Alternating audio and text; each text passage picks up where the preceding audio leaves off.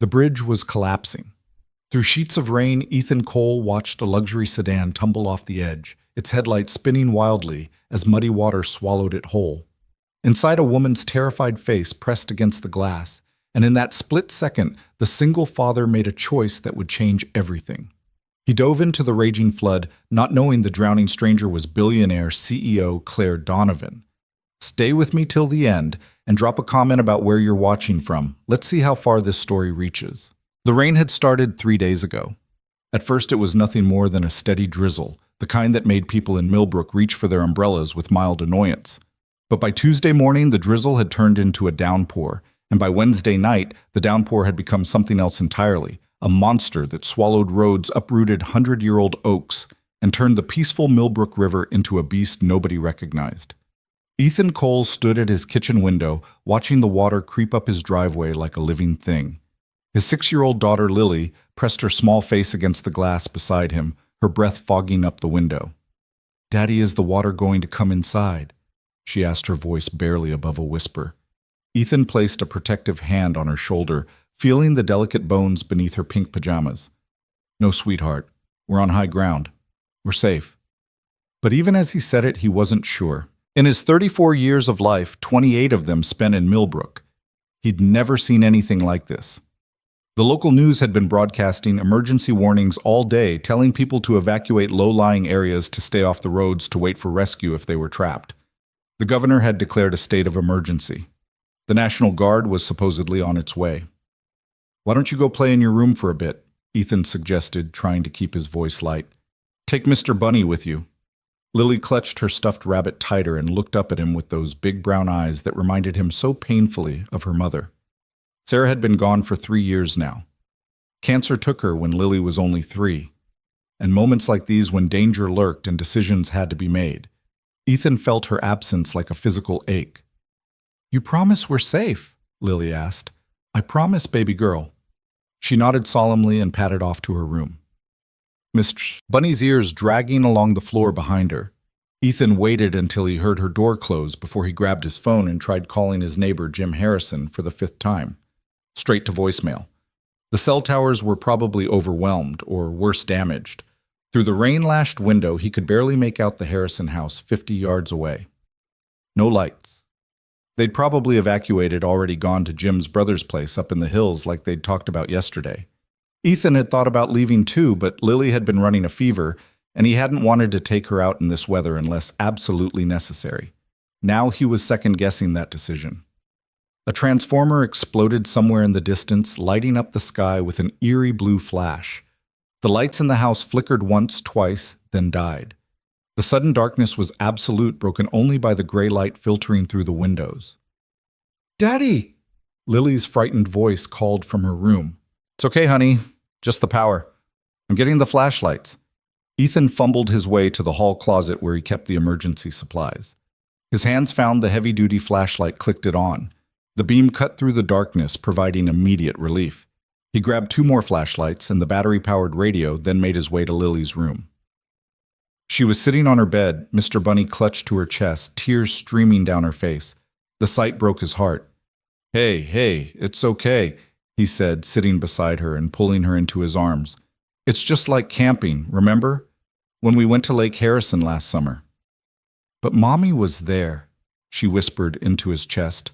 The words hit him like a punch. "I know, baby. I know."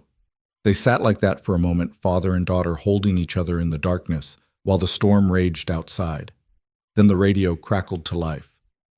Emergency evacuation orders for all residents along Millbrook River and Highway 42. The Riverside Bridge has been compromised. Repeat, the Riverside Bridge has been compromised.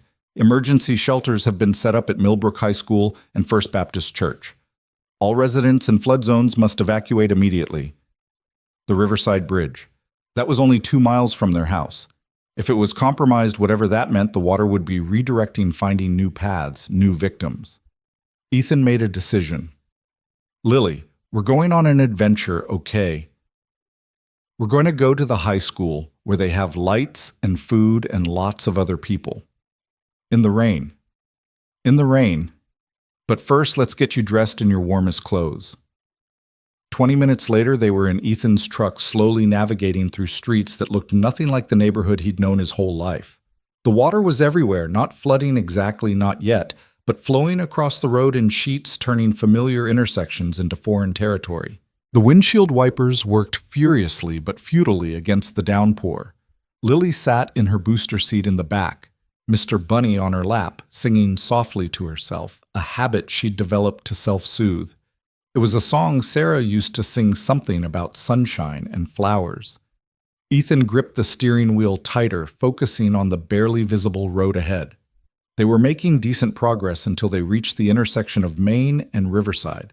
What Ethan saw there made him slam on the brakes. The road ahead was gone, replaced by a raging river of muddy water. But that wasn't what made his blood run cold.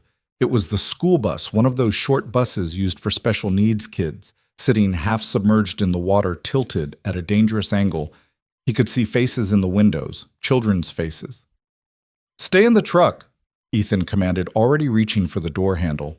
"Daddy, no." "Lily, I need you to be brave, okay? Just like Mommy would want. Stay here, doors locked. I'll be right back." Before she could protest further, he was out in the storm. The rain hit him like 1,000 tiny fists, instantly soaking through his jacket. The wind tried to knock him over as he waded into the water, which was shockingly cold and stronger than he'd anticipated. It was up to his knees, then his thighs, the current trying to sweep his feet out from under him. The bus was maybe 30 feet away, but it felt like a mile. He could hear crying now, children's voices mixing with the storm. An adult face appeared in the emergency exit window, the driver a woman he recognized vaguely from school events. "Help us!" she screamed. "The door won't open, the water." "How many?" Ethan shouted back, fighting to keep his balance. "6 kids and me, please." 7 people. How the hell was he going to get 7 people out of a bus in this current? But he didn't have time to plan. The bus shifted, tilting further, and the screams intensified. Ethan half swam, half waded to the emergency exit. The water was up to his chest now. "You have to kick it," he yelled. "Both feet right in the center." The driver disappeared from view, and a moment later he heard the thud of impact. Nothing. Another thud. On the third try, the door flew open and water immediately began rushing in. "One at a time," Ethan commanded, reaching up. Smallest first. What followed was the longest 10 minutes of his life. One by one, he pulled children from the bus, a boy with Down syndrome who couldn't have been older than 8 twin girls who clung to each other even as he carried them, a teenager in a wheelchair who had to leave it behind. Each trip to safety and back was a battle against the current, his muscles screaming, his body temperature dropping dangerously. The driver came last, a woman named Mrs. Patterson, he remembered now. She was crying, thanking him over and over as he half carried her to higher ground, where the children huddled together. "There's an emergency shelter at the high school," he told her, shouting to be heard over the storm. "Can you make it?" "My phone. I need to call their parents." "The towers are down. Just get them to safety. Go." He watched them stumble away into the darkness, then turned back to where he'd left his truck. His truck. Lily. The vehicle was still there, headlights cutting through the rain. He could see Lily's small face in the back window, and relief flooded through him. But as he started back, something else caught his eye. Further down what used to be Riverside Drive, where the road curved toward the bridge, a pair of headlights was moving erratically. No, not moving, being moved. A car was being swept along by the current, spinning slowly as the water carried it toward the collapsed section of bridge he could just make out in the distance. Ethan looked back at his truck, at his daughter's face. Every instinct screamed at him to get back to her, to drive away from this nightmare. But then the other car's headlights swung around and for just a moment illuminated the interior. There was someone inside, someone pounding on the windows. "Damn it!" Ethan cursed, already moving. This time he didn't fight the current. He used it, letting it carry him at an angle toward the spinning vehicle. It was a Mercedes, he noticed absurdly, probably worth more than he made in 3 years. The water was deeper here, much deeper. He couldn't touch bottom. The car hit something, a submerged tree maybe, and stopped spinning for a moment. That's when he saw her clearly for the first time. She was maybe 35, with dark hair plastered to her head and wide, terrified eyes. She was pounding on the driver's side window with something, a shoe, he realized, a high-heeled shoe. Her mouth was moving, screaming something he couldn't hear. The car lurched free of whatever had stopped it and continued its inexorable drift toward the collapsed bridge, toward certain death. Ethan swam harder than he'd ever swum in his life, fighting the current at an angle using every bit of strength he had left. His fingers finally found the door handle. Locked, of course. The woman saw him and relief flickered across her face for an instant before being replaced by renewed panic. She was pointing down. The water inside was rising. The car was sinking. No time for subtlety. Ethan pulled himself up onto the hood, grabbed the windshield wiper for balance, and drove his elbow into the driver's side window. Pain shot up his arm, but the safety glass held. He hit it again, and on the fourth strike it finally gave way, shattering into 1,000 tiny pieces. Water immediately rushed in faster, and the woman screamed. "Give me your hand!" Ethan shouted. She was frozen, staring at the water rising around her waist. "Now!" Something in his voice snapped her out of it. She reached for him, and he grabbed her wrists, pulling with everything he had. She was stuck seatbelt, of course. "The seatbelt, unbuckle it!" Her hands disappeared beneath the water, fumbling. The car was sinking faster now, tilting nose down. They had seconds, maybe less. "I can't," she cried. "It won't." Ethan didn't let her finish. He took a deep breath and dove through the window into the car. The water was shockingly cold and dark. His fingers found the seatbelt, followed it to the buckle. It was jammed, the mechanism probably damaged by the water or the impact. His lungs were already burning. He pulled his pocket knife out, thank God he'd grabbed it from the house, and sawed at the belt. The fabric was tough, designed not to tear, but desperation gave him strength. It finally gave way. He grabbed the woman around the waist and pushed her up toward the window. She went through, and he followed his lungs, screaming for air. They broke the surface together, gasping. The bridge was right there. Too close. The current was pulling them toward the jagged edge where the road simply ended, where the concrete had been torn away like paper. Beyond it was a drop into churning water and debris, certain death. "Swim," Ethan commanded, but the woman was already struggling, her movements uncoordinated, panicky. He grabbed her again, this time getting his arm around her chest in a rescue hold. "Stop fighting. Let me—" She went limp. Whether from trust or exhaustion, he didn't know. He kicked hard, angling across the current, using it when he could, fighting it when he had to. His legs felt like lead. His arms were numb. But Lily's face flashed in his mind, his little girl waiting in the truck, counting on him to come back, and he found strength he didn't know he had. His feet hit something solid.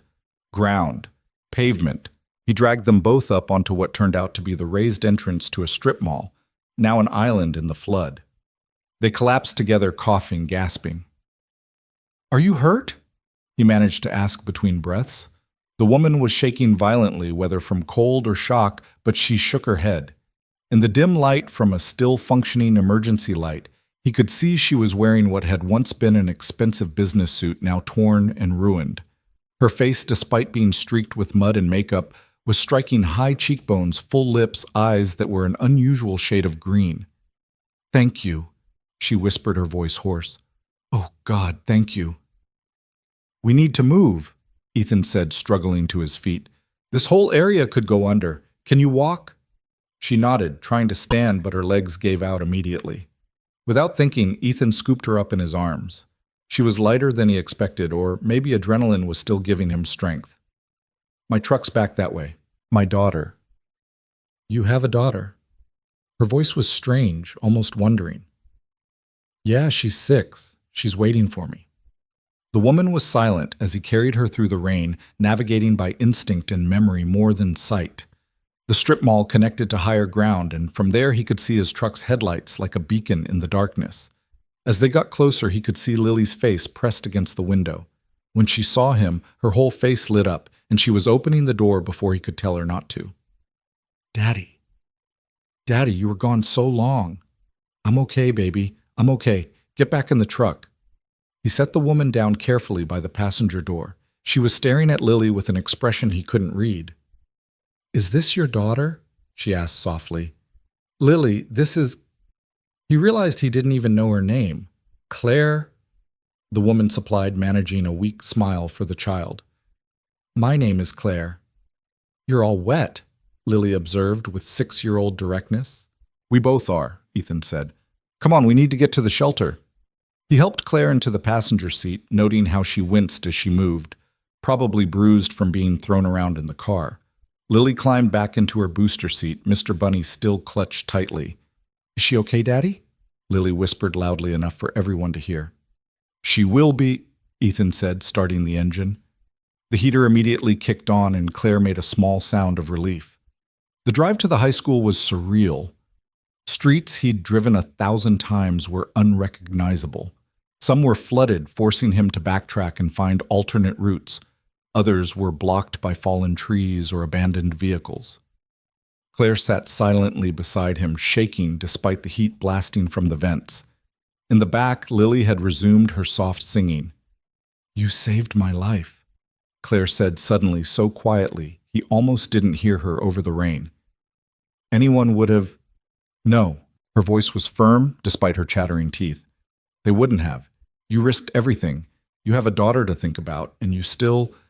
She trailed off, looking out at the darkness. I couldn't just leave you. Most people could. Something in her tone made him glance at her. She was crying silently, tears mixing with the rain still dripping from her hair. Hey, he said gently. You're okay now. We're all okay. She nodded, but didn't stop crying. The high school appeared out of the darkness like a ship in a storm, every window blazing with emergency lighting. The parking lot was chaos, cars everywhere, people running through the rain, National Guard vehicles trying to maintain order. Ethan found a spot and turned to Claire. We should get you to the medical station. You might be in shock. No hospitals, she said quickly, almost panicky. Please, no hospitals. He frowned. You could be hurt. I'm fine. I can't go to a hospital. Please. There was real fear in her voice, and not the kind that came from nearly drowning. Ethan studied her for a moment, then nodded slowly. Okay, no hospitals, but at least let the medics at the shelter look at you. Relief washed over her face. Thank you. They made a strange procession entering the shelter, Ethan carrying Lily on one arm and supporting Claire with the other. The gymnasium had been transformed into an emergency shelter with cots arranged in rows and tables set up with food and supplies. The noise was overwhelming after the isolation of the storm. Crying children, worried voices, volunteers shouting instructions. A Red Cross volunteer immediately approached them. Are you injured? We have a medical station. Just cold and wet, Ethan said, feeling Claire tense beside him. We need blankets and dry clothes if you have them. The volunteer, a middle-aged woman with kind eyes, took in their sodden appearance and nodded. Follow me. She led them to a corner where boxes of donated clothes were being sorted. These might not fit perfectly, but they're dry. There are changing areas set up in the locker rooms. Do you need help with the little one? We're okay, thank you, Ethan said. The volunteer handed them blankets and moved on to the next group of refugees. Claire stood there looking lost despite the blanket wrapped around her shoulders. Daddy, I'm cold, Lily said, and Ethan realized he'd been standing there paralyzed by the enormity of what had just happened. Right. Let's get changed, sweetheart. He turned to Claire. Will you be okay? She nodded, still looking dazed. Yes. Thank you. Again. In the men's locker room, Ethan quickly changed Lily into dry clothes, a boy's sweatshirt that was too big, and sweatpants that had to be rolled up 3 times. She looked tiny and vulnerable, and he hugged her tightly. Were you scared when I was gone? He asked. A little, she admitted. But I knew you'd come back. You always come back. The simple faith in her voice made his throat tight. He changed his own clothes quickly, jeans that were too short, and a flannel shirt that was too wide, but they were blessedly dry. When they emerged, Claire was already there, transformed. Someone had given her jeans and an oversized university sweatshirt. Her hair was still damp, but pulled back in a ponytail. Without the makeup and expensive clothes, she looked younger, more vulnerable. She also looked familiar somehow, though Ethan couldn't place why. The volunteer said they're serving soup, she said, gesturing toward the far end of the gym. Are you hungry? This last was directed at Lily, who nodded shyly. They found seats at one of the long tables that had been set up. The soup was simple chicken noodle from enormous pots, but it was hot and filling. Lily ate quietly.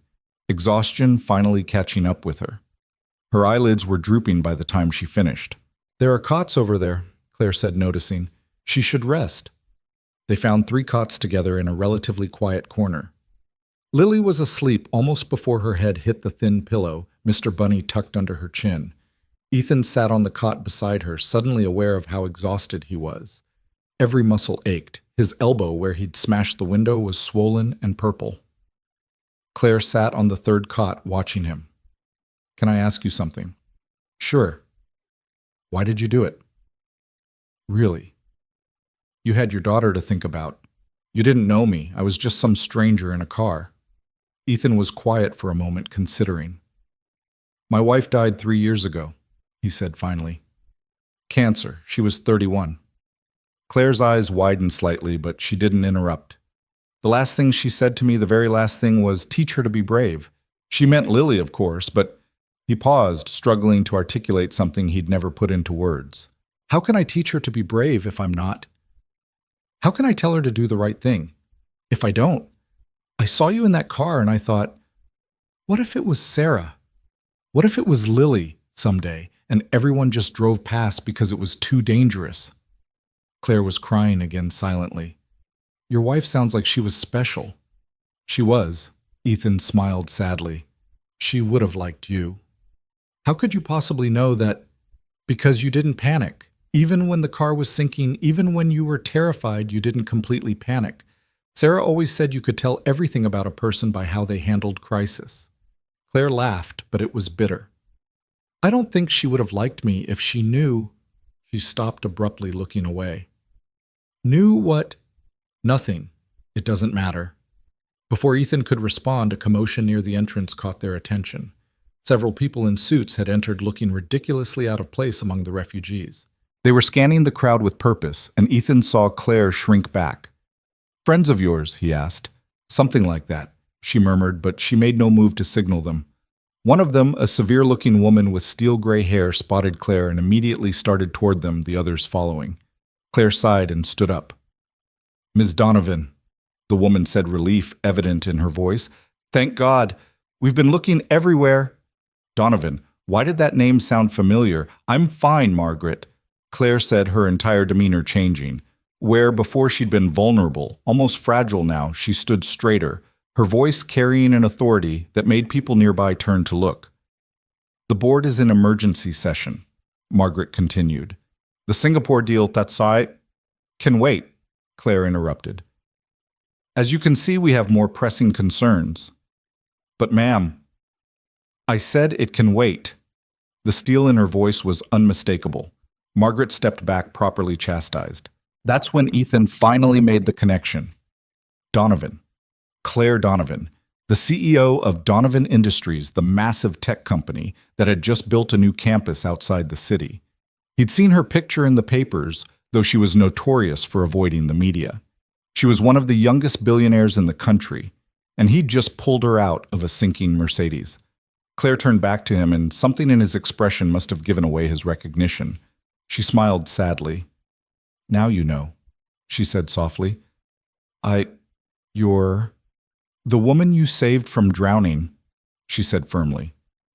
"That's all that matters tonight." Margaret cleared her throat.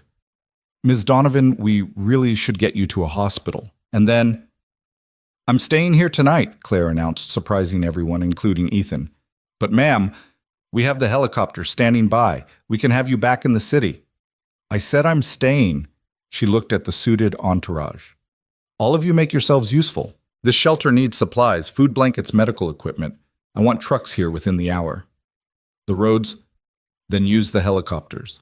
I don't care if you have to airlift in supplies 1 box at a time. These people need help." She paused, her gaze sweeping over the crowded gym. "And set up a relief fund. Anyone affected by the flooding gets assistance, no questions asked." "How much should we allocate?" Margaret asked, pulling out a tablet. "Start with 10 million. We'll increase it if needed." Ethan's jaw dropped. 10 million just like that. The suited people scattered, pulling out phones, barking orders. Within seconds, only Margaret remained. "Anything else, ma'am?" Claire glanced at Ethan, then at sleeping Lily. "Find out everything about the shelter's needs. Work with the Red Cross, the National Guard, whoever's in charge. I want a full report in an hour." Margaret nodded and hurried off. Claire sat back down on the cot, suddenly looking exhausted again. $10 million, Ethan said, still stunned. "It's just money," she said quietly. "It can't buy back a life. It can't—" She stopped looking at Lily. "It can't bring back what's lost. Still, it's incredibly generous." She was quiet for a moment. "Can I tell you something? Something I've never told anyone." Ethan nodded, sensing this was important.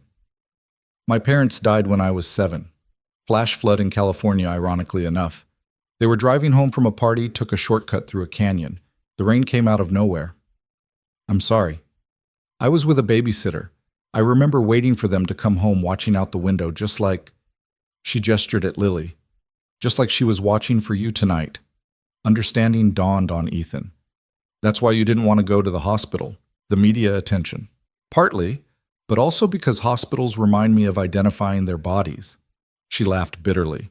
$1 billion in the bank, and I'm still that 7-year-old girl waiting for parents who aren't coming home. Without thinking, Ethan reached over and took her hand. She startled at the contact, but didn't pull away. "You're not that little girl anymore," he said gently. "You survived. You built something amazing. Your parents would be proud." "Would they? I spend 18 hours a day in boardrooms. I have 3 homes I never see.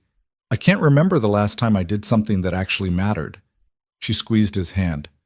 "Until tonight. Tonight you reminded me what actually matters. I just pulled you out of a car." "No." Her voice was intense. "You risked everything for a stranger. You showed me what courage actually looks like. Not the boardroom kind, not hostile takeovers or market manipulation. Real courage. The kind that jumps into floodwater to save someone else." Ethan didn't know what to say to that. They sat in silence for a while, still holding hands, watching Lily sleep. Around them, the shelter buzzed with activity as more refugees arrived and volunteers distributed supplies. "Can I ask you something now?" Ethan said eventually. "Turnabout's fair play. What were you doing out there in the flood zone? Someone like you must have had warnings, ways to evacuate early." Claire's face clouded. "I was being stubborn. There's a community center I fund near the river, low-income families after-school programs. I wanted to make sure everyone got out safely. I stayed too long, and then my driver—" She paused. "My driver had a family emergency. His son was missing in the floods. I told him to go, that I'd be fine."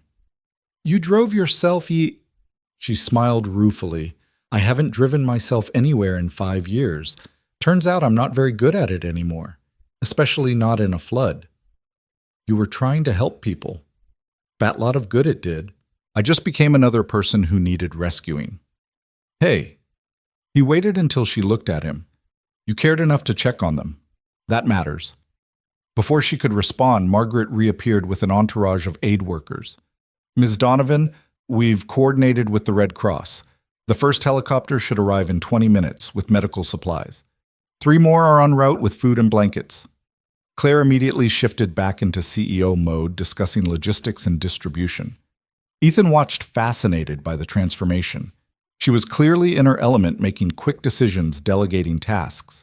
But every few seconds, her eyes would flick back to him and Lily, as if reassuring herself they were still there. An hour passed, then 2. The promised supplies arrived, helicopter rotors thundering over the storm. The shelter transformed from a place of desperation to one of relative comfort. Hot meals replaced cold sandwiches. Thick blankets replaced thin sheets. A full medical station was established with proper equipment. Through it all, Claire worked tirelessly. She served food, distributed blankets, sat with elderly refugees, and listened to their stories. She held crying children while their parents filled out insurance paperwork. She was everywhere, doing everything. "Your girlfriend's pretty amazing, so," one of the volunteers said to Ethan as they watched Claire helping an elderly man find his medication among the supplies. "She's not my we just met tonight." The volunteer raised an eyebrow. "Could have fooled me. The way she keeps looking at you and your daughter." Ethan followed Claire's gaze and found her watching them again. When their eyes met, she smiled, a real smile, not the polished one he'd seen her give to the reporters who'd started showing up. The media presence was growing by the hour. Apparently, Claire Donovan personally overseeing disaster relief was big news. She handled them with practiced ease, giving brief statements about corporate responsibility and community support, but always redirecting focus to the rescue efforts and the needs of the refugees. Not once did she mention being rescued herself. When one reporter asked how she'd ended up at the shelter, she simply said she'd been caught in the flooding like everyone else. "Why don't you tell them?" Ethan asked her during a brief break. "It's a hell of a story." "Because it's not my story to tell," she said simply. "And because you deserve privacy. Your daughter deserves privacy. The last thing you need is cameras in your face reporters digging into your life." She was protecting them, he realized. This woman he'd known for less than 6 hours was using her considerable influence to shield him and Lily from the media circus that would inevitably follow if the story got out. Lily woke up around midnight disoriented and cranky. "Daddy, where are we?" "Still at the shelter, baby. Are you hungry?" She shook her head, then noticed Claire. "You're still here." "I am," Claire said, sitting on the edge of Lily's cot. "Is that okay?" Lily studied her with that intense scrutiny only children could manage. "You're pretty," she finally declared. Claire laughed, a genuine delighted sound. "Thank you, so are you." "My mommy was pretty too," Lily said matter-of-factly. "She's in heaven now." "I know," Claire said gently. "Your daddy told me. Bet she was wonderful." "She was. She used to sing to me." Lily's lower lip trembled slightly. "I miss her." "Of course you do." Claire glanced at Ethan, seeming to ask permission. He nodded. She carefully put her arm around Lily. "You know what, my mommy is in heaven too, and sometimes when I miss her really badly, I close my eyes and remember her voice." "Does it help?" "Sometimes. And sometimes I still cry, and that's okay too." Lily leaned into Claire's embrace, and something in Ethan's chest tightened. He hadn't seen his daughter warm to anyone this quickly since Sarah died. "Will you stay with us?" Lily asked sleepily. "For tonight," Claire promised. "Is that okay with you, Ethan?" The sound of his name on her lips, the question in her eyes, there was something happening here, something that had nothing to do with floods or rescues or billions of dollars. "Yeah," he said softly. "That's okay with me." They spent the rest of the night like that, Claire and Ethan on either side of Lily's cot, talking quietly while she slept between them. Claire told him about growing up in boarding schools, about building her company from nothing, about the loneliness that came with success. Ethan talked about Sarah, about raising Lily alone, about his work as a contractor, and the simple satisfaction of building something with his hands. "I envy that," Claire said. "The tangibility of it. You build a house, and it's there, solid, real. I move numbers on screens, buy and sell companies. Sometimes I wonder if any of it actually exists. The jobs you create exist, the families you support.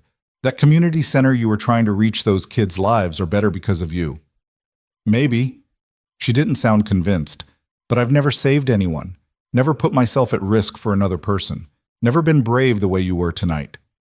"Bravery isn't always about grand gestures," Ethan said. "Sometimes it's about showing up. Staying when you could leave, using your resources to help strangers." He gestured around the now well-supplied shelter. "This is brave, too." Claire was quiet for a long moment. "You're not what I expected," she finally said. "What did you expect?" "I don't know. After you saved me, I thought, I've had people try to impress me my whole adult life. Men who see dollar signs when they look at me. But you didn't even recognize me at first, did you?" "No," he admitted. "You were just someone who needed help. And now that you know, you're still someone who needs help." At her surprised look, he continued, "Different kind of help, maybe. But everyone needs something." "What do you need?" The question hung in the air between them, loaded with possibility. Ethan looked at his sleeping daughter, then back at Claire. "I need to know my daughter will grow up in a world where people still help each other. Where strangers jump into floods for other strangers, where billionaire CEOs sit on uncomfortable cots all night just to keep a little girl company." Claire's eyes shimmered with unshed tears. "And what does she need?" Ethan followed her gaze to Lily, who had at some point grabbed Claire's hand in her sleep, holding it, the same way she held Mr. Bunny. "Maybe," he said carefully. She needs to see that it's okay to let new people in. That loving someone who's gone doesn't mean you can't care about someone who's here. The weight of his words settled between them. Claire squeezed Lily's hand gently. That sounds like good advice for everyone, she whispered. Dawn came slowly, gray light filtering through the high windows of the gym.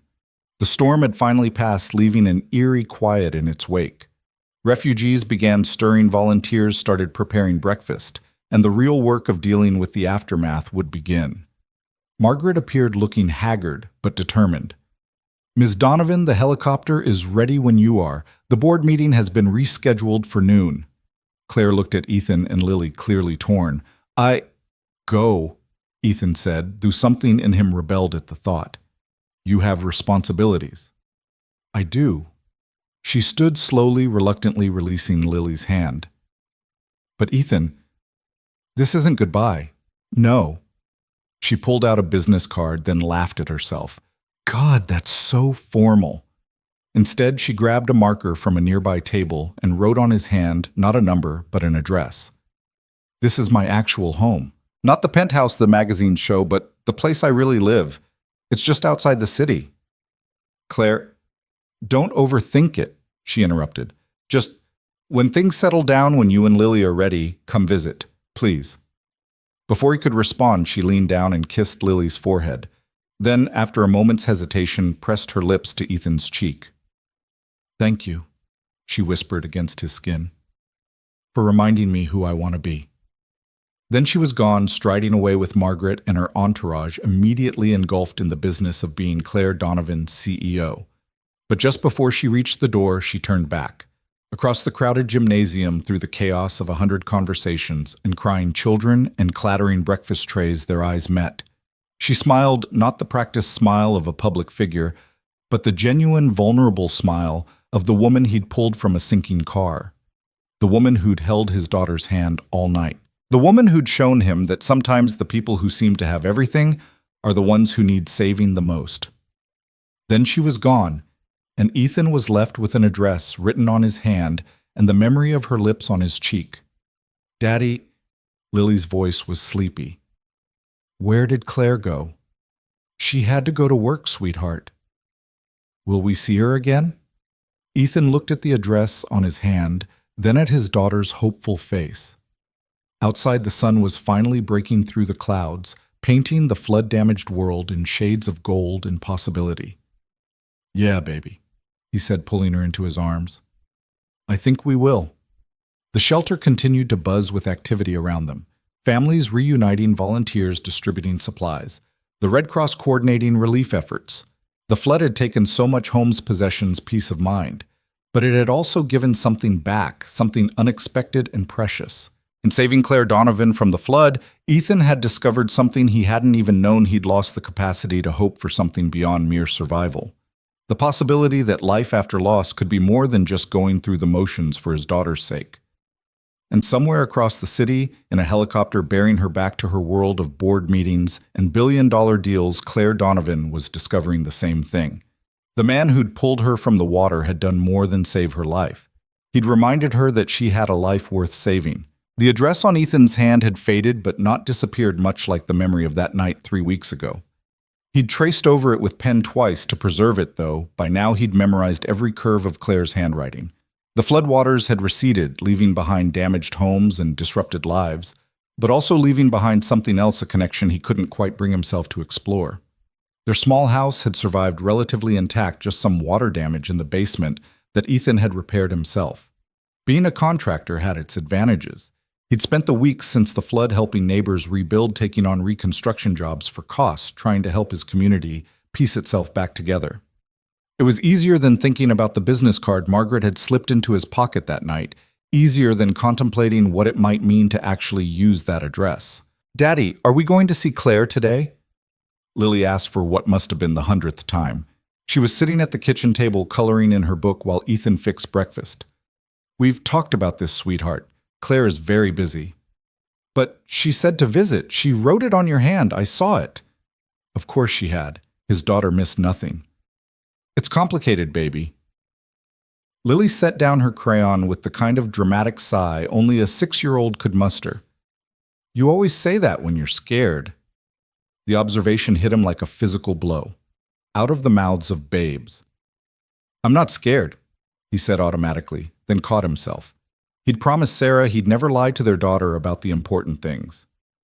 Okay, maybe a little scared. Why?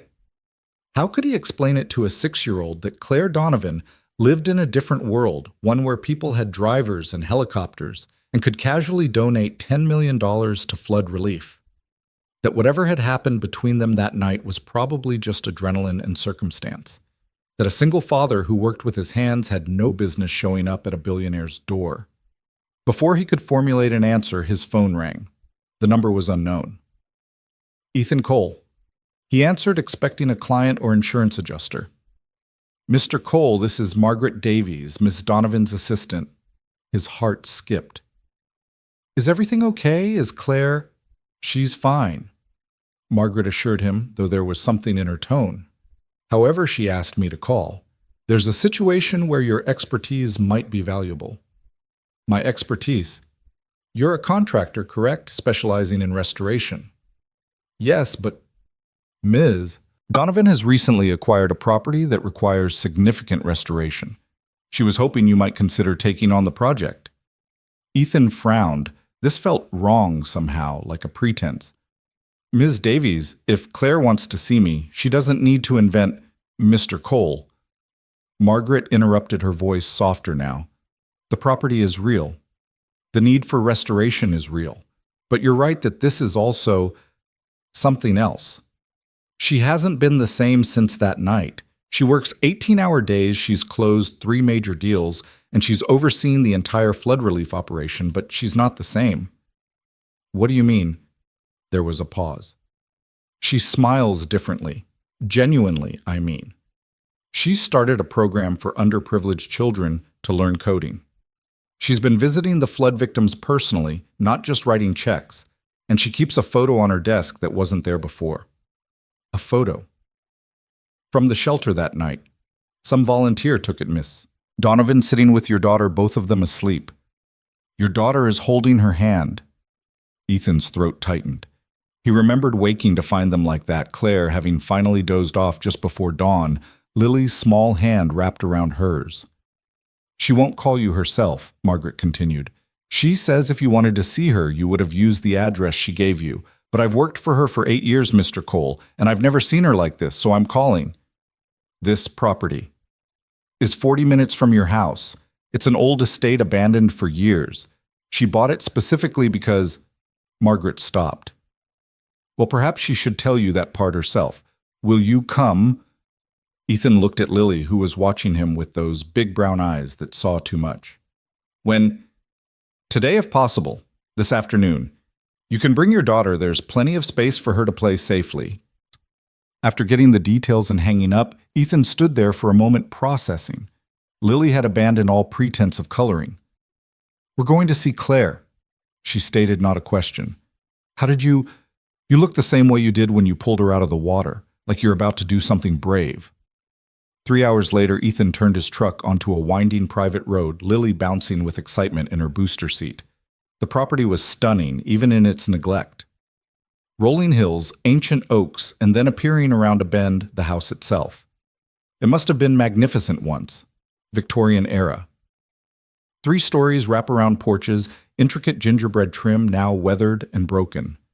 The grounds were overgrown fountains crumbling a greenhouse with half its panes shattered. It looked like something from a fairy tale that had been forgotten by time. Claire was standing on the front steps. No entourage. No. Margaret. Just her in jeans and a simple sweater, her hair pulled back. She looked younger than she had that night at the shelter, but also somehow more uncertain. You came, she said as they got out of the truck, and there was such relief in her voice that Ethan's last doubts evaporated. Claire. Lily ran to her without hesitation, and Claire caught her, lifting her into a hug that was both natural and surprising. Hello, sweetheart, I've missed you. Daddy was scared to come, Lily announced, because 6-year-olds had no filter. Lily. Claire laughed, setting Lily down but keeping hold of her hand. That's okay. I was scared you wouldn't come. She looked at Ethan, then really looked at him, and he felt that same electric connection from the shelter. Whatever this was, it hadn't been just adrenaline. Thank you for coming, she said softly. I know the pretense was thin. Margaret said you need restoration work. I do. She turned to look at the house. But not just for the building. Before Ethan could ask what she meant, she was leading them up the steps, Lily chattering about everything from her new teacher to the frog she'd found in their backyard. Claire listened with genuine interest, asking questions, remembering details from their night at the shelter. The interior of the house was both worse and better than the exterior. Water damage, certainly. Broken windows, crumbling plaster, a partially collapsed ceiling in what must have been the ballroom. But the bones were incredible hand-carved banisters, original hardwood floors, stained glass windows that painted rainbow patterns on the walls. It was built in 1892, Claire explained as they walked through. A railroad baron's summer estate. It's been empty for 20 years. Why did you buy it? Ethan asked, running his hand along a dusty mantelpiece already cataloging what would need to be done. Claire was quiet for a moment, watching Lily explore a window seat. The night after the flood, I went back to my penthouse. 32nd floor, floor-to-ceiling windows, perfect view of the city, and I stood there looking out at all those lights and felt like I was drowning again. All that space, all that luxury, and I was completely alone. She moved to a window looking out at the overgrown gardens. Then I remembered what you said about building things with your hands, about creating something solid and real, and I thought, what if I had a project? Something that mattered, something that could become what? She turned to him. A home. A real home. Not an investment or a status symbol, but a place where... She paused, vulnerable in a way that made his chest tight. A place where a little girl could have a birthday party, where friends could gather for dinner, where someone could build a life instead of just a career. Claire, I know what you're thinking. Poor little rich girl buying a mansion to fill the void. But it's not about the house, Ethan. It's about what I want to fill it with. And what's that? She looked at Lily, who had found a dusty chandelier crystal and was holding it up to the light rainbows dancing across her face. Life. Real life. The kind where people matter more than stock prices. Where bedtime stories are more important than board meetings. Where someone notices if you don't come home. The raw honesty in her voice undid him. This wasn't the CEO who commanded boardrooms and moved markets. This was the woman who'd held his daughter's hand all night, who'd lost her parents at 7, who'd spent her life building walls of success around a heart that had never fully healed. It's a big project, he said, keeping his voice professional, even as his pulse quickened. 6 months minimum, probably closer to a year. I'm not in a hurry. It won't be cheap. I'm not worried about the money. And you'd want to be involved. Most clients prefer to stay away during construction. I want to be here for all of it. I want to learn. She moved closer to him. I want to understand what it's like to build something with purpose, not just profit. Daddy, look, Lily called from the next room.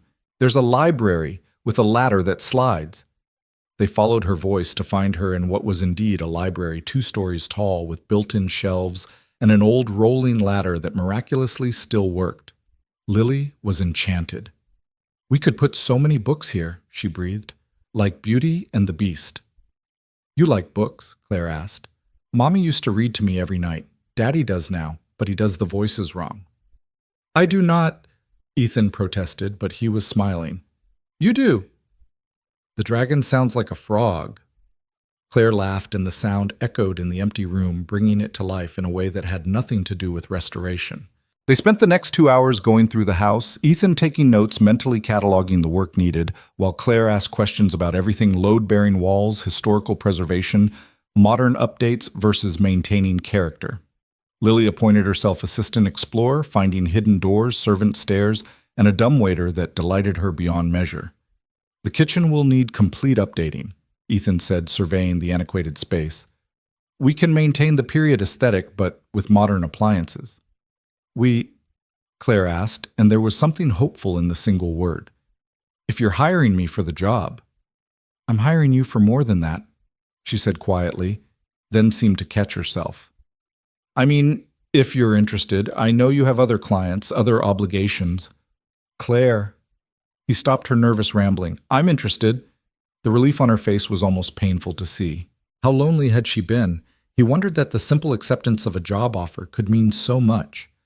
They ended up in what must have been the nursery-faded wallpaper with tiny roses still clinging to the walls. Lily had run outside to explore the gardens visible through the window. Claire stood in the center of the room, arms wrapped around herself. My mother was pregnant when she died, she said suddenly. I was going to have a little brother. They were coming home from the doctor's appointment where they found out it was a boy. Ethan moved closer but didn't touch her, sensing she needed space to share this. I've never told anyone that, not even my therapist. Funny how it's easier to tell someone who's seen you at your worst. You weren't at your worst that night. You were terrified, but you were brave. I wasn't brave. I was frozen. You survived. That's its own kind of bravery. She turned to him then. Is that what you tell yourself about Sarah? The question should have hurt, but somehow it didn't. Sometimes, on the bad days, on the good days, I remember that she wouldn't want us stuck in the past. She'd want us to be happy. Are you happy? He thought about it, watching Lily through the window as she chased a butterfly through the overgrown garden. I'm getting there. For the first time in 3 years, I'm getting there. What changed? He met her eyes. I pulled someone out of a flood. The air between them crackled with possibility. Claire took a step closer. Ethan, I need to tell you something about that night, about why I was really... Daddy, Claire. Come see... Lily's voice carried from outside, urgent with excitement. They found her in what had once been a formal garden, now a wilderness of roses gone wild. She was standing by a small pond, pointing excitedly. There are fish, big orange ones. Indeed, koi were swimming in the murky water, survivors of decades of neglect. They must be descendants of the original stock, Claire marveled. How did they survive all these years? Life finds a way, Ethan said. It's stronger than we think. Claire knelt beside Lily at the pond's edge. We'll have to clean it up for them, make it beautiful again. Can I help? Lily asked eagerly. I'm counting on it. I don't know anything about fish. As they watched the koi surface and dive, Ethan made a decision. We'll take the job. The restoration. Claire looked up at him, and the smile that spread across her face was like sunrise. All of it, she asked, and he knew she wasn't just talking about the house. All of it, son? He confirmed. They worked out the basic terms while Lily fed the koi bits of crackers from Claire's purse. Ethan would start the following week bringing in his crew for the major structural work, but handling much of the detail work himself. Claire would be on site as much as her schedule allowed, learning the trade, getting her hands dirty. I want to understand it, she said. The process. The transformation. I've spent so many years destroying things, companies, competitors, obstacles. I want to know what it's like to create. As they prepared to leave, Lily had fallen asleep in the truck, exhausted from exploration. Claire stood by Ethan's window, reluctant to say goodbye. There's something else, she said. The Singapore deal Margaret mentioned that night. It fell through because I walked away. The terms would have destroyed 3 smaller companies, put hundreds out of work. The board was furious, but I kept thinking about what you said about teaching Lily to be brave, to do the right thing. That must have cost you. 60 million in projected profits. She laughed at his expression. But I've slept better these past 3 weeks than I have in years. No sleeping pills, no anxiety medication. Just peace. I'm glad. It's because of you and Lily. That night changed everything. For me too, he admitted. She reached through the window and touched his hand just briefly. I'll see you Monday. We'll be here. As he drove away, watching Claire get smaller in his rearview mirror, standing alone in front of that enormous broken house, Ethan thought about second chances, about how sometimes disaster brought unexpected gifts, about how saving someone else could end up saving yourself. Is Claire going to be our friend now? Lily asked sleepily from the back seat. Yeah, baby, I think she is. Good. She needs friends. She looks lonely. Out of the mouths of babes, indeed. Monday came quickly. Ethan arrived early with his crew, Tom and Marcus, who'd worked with him for years. and knew to keep their mouths shut about the client's identity. Claire was already there wearing work clothes that still had the tags on them, brand new boots that would be scuffed by day's end. "Reporting for duty, essay," she said with a self-deprecating smile. "Though I should warn you, I've never held a hammer in my life." "Everyone starts somewhere," Ethan said, handing her a pair of work gloves. "We're starting with demolition today, taking out the damaged plaster in the main hall." She proved to be a quick learner and a hard worker, not afraid to get dirty, not complaining when the work was tedious or difficult. She asked intelligent questions, threw herself into every task, and by lunch had charmed Tom and Marcus completely. "She's not what I expected," Marcus said quietly to Ethan while Claire was getting water. "You know, for a billionaire." "She's full of surprises," Ethan agreed. The days fell into a rhythm. Claire would arrive early sometimes, with expensive coffee for everyone, sometimes with Lily in tow on weekends. She learned to read blueprints to understand the difference between load-bearing and cosmetic, to use power tools with increasing confidence. But more than that, she began to open up. During breaks, she'd tell stories about her childhood, about building her company, about the loneliness of success. In return, Ethan shared memories of Sarah, of building their life together, of learning to navigate single parenthood. "She would have liked this," he said one afternoon, gesturing at the slowly transforming house. Sarah loved restoration projects, said they were metaphors for life, taking something broken and making it beautiful again. "She sounds wise." She was. She saw the best in everything, everyone. Even at the end when the pain was... He paused, swallowing hard. She kept saying it had been worth it. Every moment. Claire was quiet for a moment, then said, "I used to think my parents' death was meaningless, random, cruel, but lately I wonder if maybe it led me to something, to this moment, to understanding what really matters." "And what's that?" She looked at him, covered in plaster dust, sweaty and tired and more beautiful than any magazine cover CEO had a right to be. "Connection, purpose, love." The last word was barely a whisper.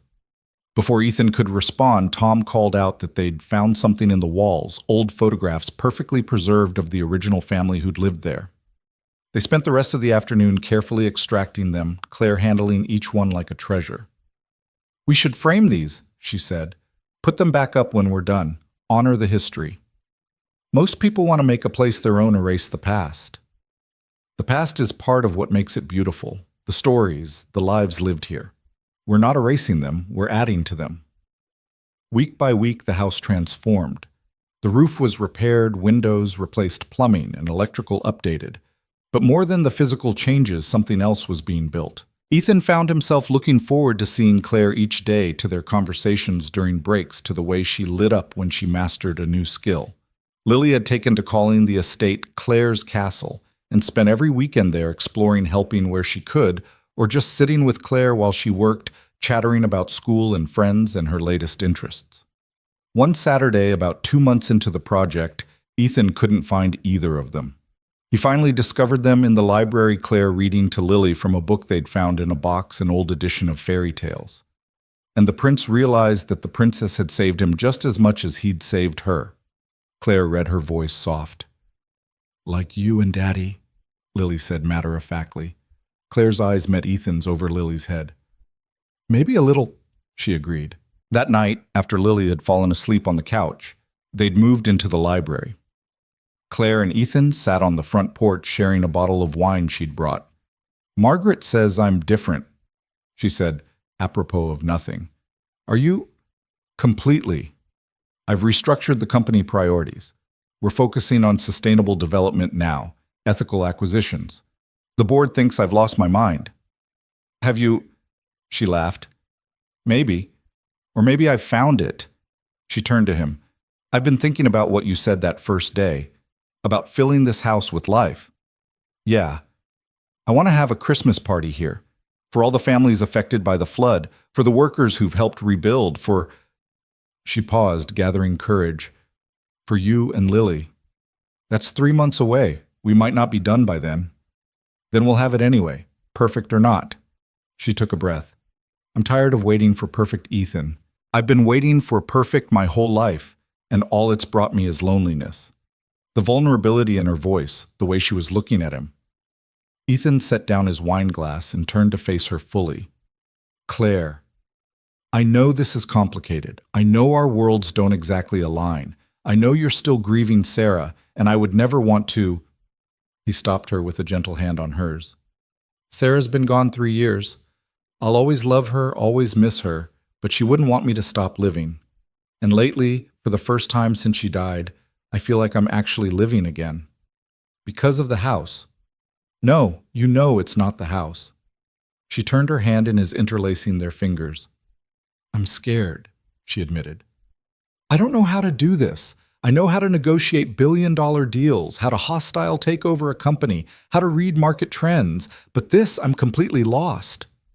You jumped into a flood for strangers. You're rebuilding this house with your own hands.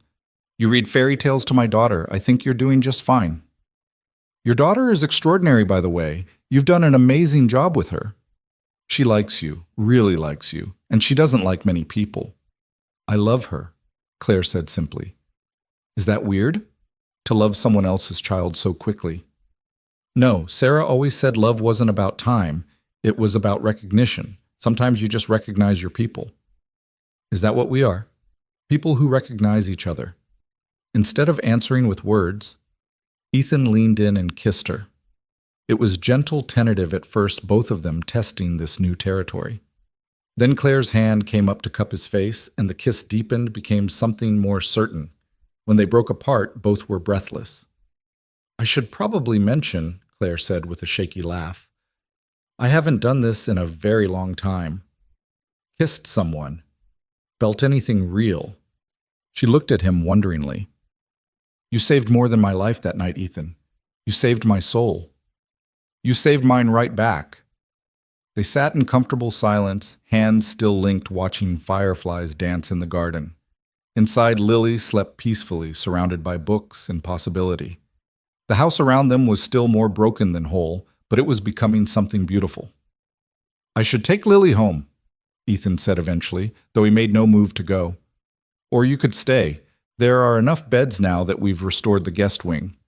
At his look, she added quickly, just to sleep. I like knowing you're both here. The house feels less empty. Okay, he said simply. That night, with Lily tucked into a bed in a room overlooking the garden, Ethan lay in the guest room next door thinking about unexpected gifts. About how a flood could wash away the old and make room for the new. About how saving someone could lead to being saved in return. Down the hall, Claire lay in her own bed, the first one she'd moved into the house. For years, she'd taken sleeping pills to quiet her mind, but tonight, her thoughts were peaceful. She could hear the old house settling around her, could imagine the lives that would fill it. Lily's laughter, dinner parties with friends she hadn't made yet. Quiet mornings with coffee and conversation. And Ethan, always Ethan, whose steady presence had become as essential to her renovation as any tool or blueprint. The morning after that first kiss dawned bright and clear sunlight streaming through the restored windows of the old house. Ethan woke to the sound of Lily's laughter drifting up from somewhere below, mixed with Claire's voice. He found them in the kitchen attempting to make pancakes on the ancient stove they hadn't yet replaced. Daddy Claire can't flip pancakes, Lily announced gleefully, pointing at a somewhat charred attempt on a plate. In my defense, Claire said, flour in her hair and batter splattered on her shirt. I've never actually cooked pancakes before. Never? Lily was aghast. I had a chef, Claire admitted sheepishly. Several, actually. Ethan moved to the stove gently, taking the spatula from her. Here, let me show you. He positioned himself behind her, his hand over hers on the handle. It's all in the wrist, quick and confident. He felt her tense slightly at his proximity, then relax into him. Together they flipped the next pancake perfectly. See natural talent, he murmured near her ear. I had a good teacher, she replied softly. They were interrupted by Lily tugging on Ethan's shirt. Are you and Claire dating now? The adults froze, exchanging glances over her head. Why would you ask that, sweetheart? Ethan managed. Because you look at her the way you used to look at Mommy. And she looks at you like the princess looks at the prince in my books. Claire knelt down to Lily's level. Would it be okay with you if we were... Lily considered this seriously. Would you come to my soccer games, if you wanted me to, and help with homework? Absolutely. And not make Daddy sad? Claire's eyes filled with tears. Oh, sweetheart, I would never want to make your daddy sad. I want to make him happy. You both make me very happy. Lily nodded decisively. Then it's okay. But you have to learn to cook better. Daddy can't make everything. The simple acceptance of a child's logic broke through whatever tension remained. Claire pulled Lily into a hug, and Ethan wrapped his arms around both of them, feeling something shift and settle into place. But the real world had a way of intruding on perfect moments. The following Monday, Ethan arrived at the house to find 3 black SUVs in the driveway and a cluster of suited figures on the front porch. Claire stood in the middle of them, her body language tense, her voice carrying the sharp edge he'd only heard her use once before. This discussion is over, Richard. I've made my decision. You're being emotional, a silver-haired man replied. This isn't like you, Claire. Abandoning the Singapore deal was bad enough, but now you're hemorrhaging money on this. He gestured dismissively at the house vanity project. It's my money to hemorrhage. It's the shareholders' money. And as chairman of the board, I have a responsibility. You have a responsibility to respect my decisions as CEO. Claire's voice could have cut glass. Now, if you'll excuse me, I have work to do. The man Richard noticed Ethan approaching. His eyes narrowed as he took in the work clothes, the truck with Cole Construction on the side. So this is what it's about, he said slowly. I should have known. How much is she paying you? Richard. Claire stepped between them. Don't you dare. It's a fair question. How much does it cost to seduce a billionaire these days? Ethan felt his fists clench, but before he could respond, Lily's voice piped up from behind him. He hadn't even noticed her getting out of the truck. That's not very nice, she said, marching up to Richard with all the righteous indignation a 6-year-old could muster. Claire's our friend. Daddy saved her from drowning. You should say sorry. Richard looked down at the small girl confronting him, momentarily speechless. This is Lily, Claire said, moving to stand beside them. Ethan's daughter. And if you ever speak to or about them that way again, you'll be looking for a new job. Are we clear? The threat in her voice was unmistakable. Richard straightened his tie, trying to salvage his dignity. The board meets Thursday. We'll be discussing your recent erratic decisions. I look forward to it, Claire said coolly. The suits retreated to their vehicles, leaving an uncomfortable silence in their wake. Claire seemed to deflate once they were gone. I'm sorry about that. Richard Blackstone. He's been with the company since I started it, helped me build it. He thinks that gives him the right to be an ass, Ethan suggested. Despite everything, Claire laughed. Something like that. Are you okay? I will be. This was coming anyway. The board's been restless since I started changing our direction. She looked at the house, then back at him. They think I'm losing my edge going soft. Are you? She considered this. Maybe, or maybe I'm finally finding it. The real edge, the one that matters. Lily tugged on Claire's hand. Why was that man so mean? Some people, Claire said carefully, think money is more important than everything else. They get upset when others disagree. That's silly. Daddy says the important things can't be bought. Your daddy is very wise. That afternoon, while Lily was at school, Ethan found Claire in the library, surrounded by papers, laptop, open clearly in full CEO mode despite the paint-stained jeans. Thursday's board meeting, she explained. I need to prepare my defense. Your defense, you're the CEO. That can change. If they get enough votes. She shrugged, trying to seem unconcerned, but Ethan could see the tension in her shoulders. Would that be so bad? She looked up at him, surprised. It's my company. I built it from nothing. I know, but is it making you happy? It's made me wealthy.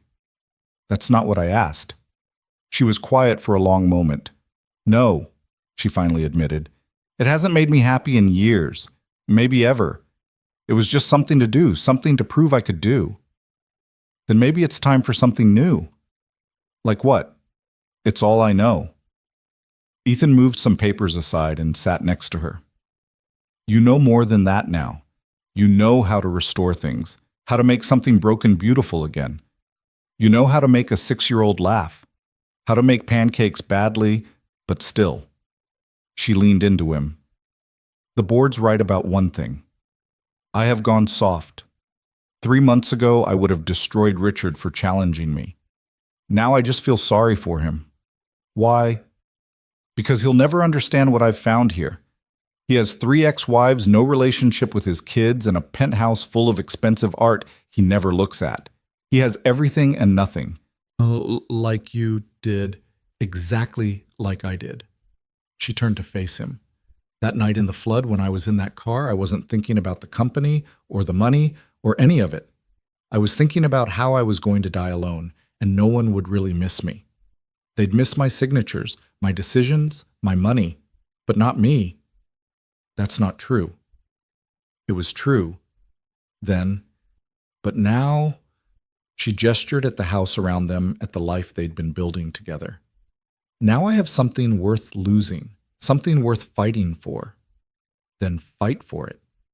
Even if it means losing the company. The company isn't you, Claire. It's something you built, but it's not who you are. She kissed him then, soft and grateful.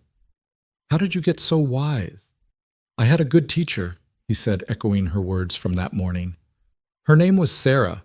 She taught me that life's too short to waste on things that don't matter. Thursday came too quickly. Claire left early that morning, dressed in a power suit that seemed like armor, her CEO mask firmly in place. But she stopped by the house first, finding Ethan already at work on the crown molding in the dining room.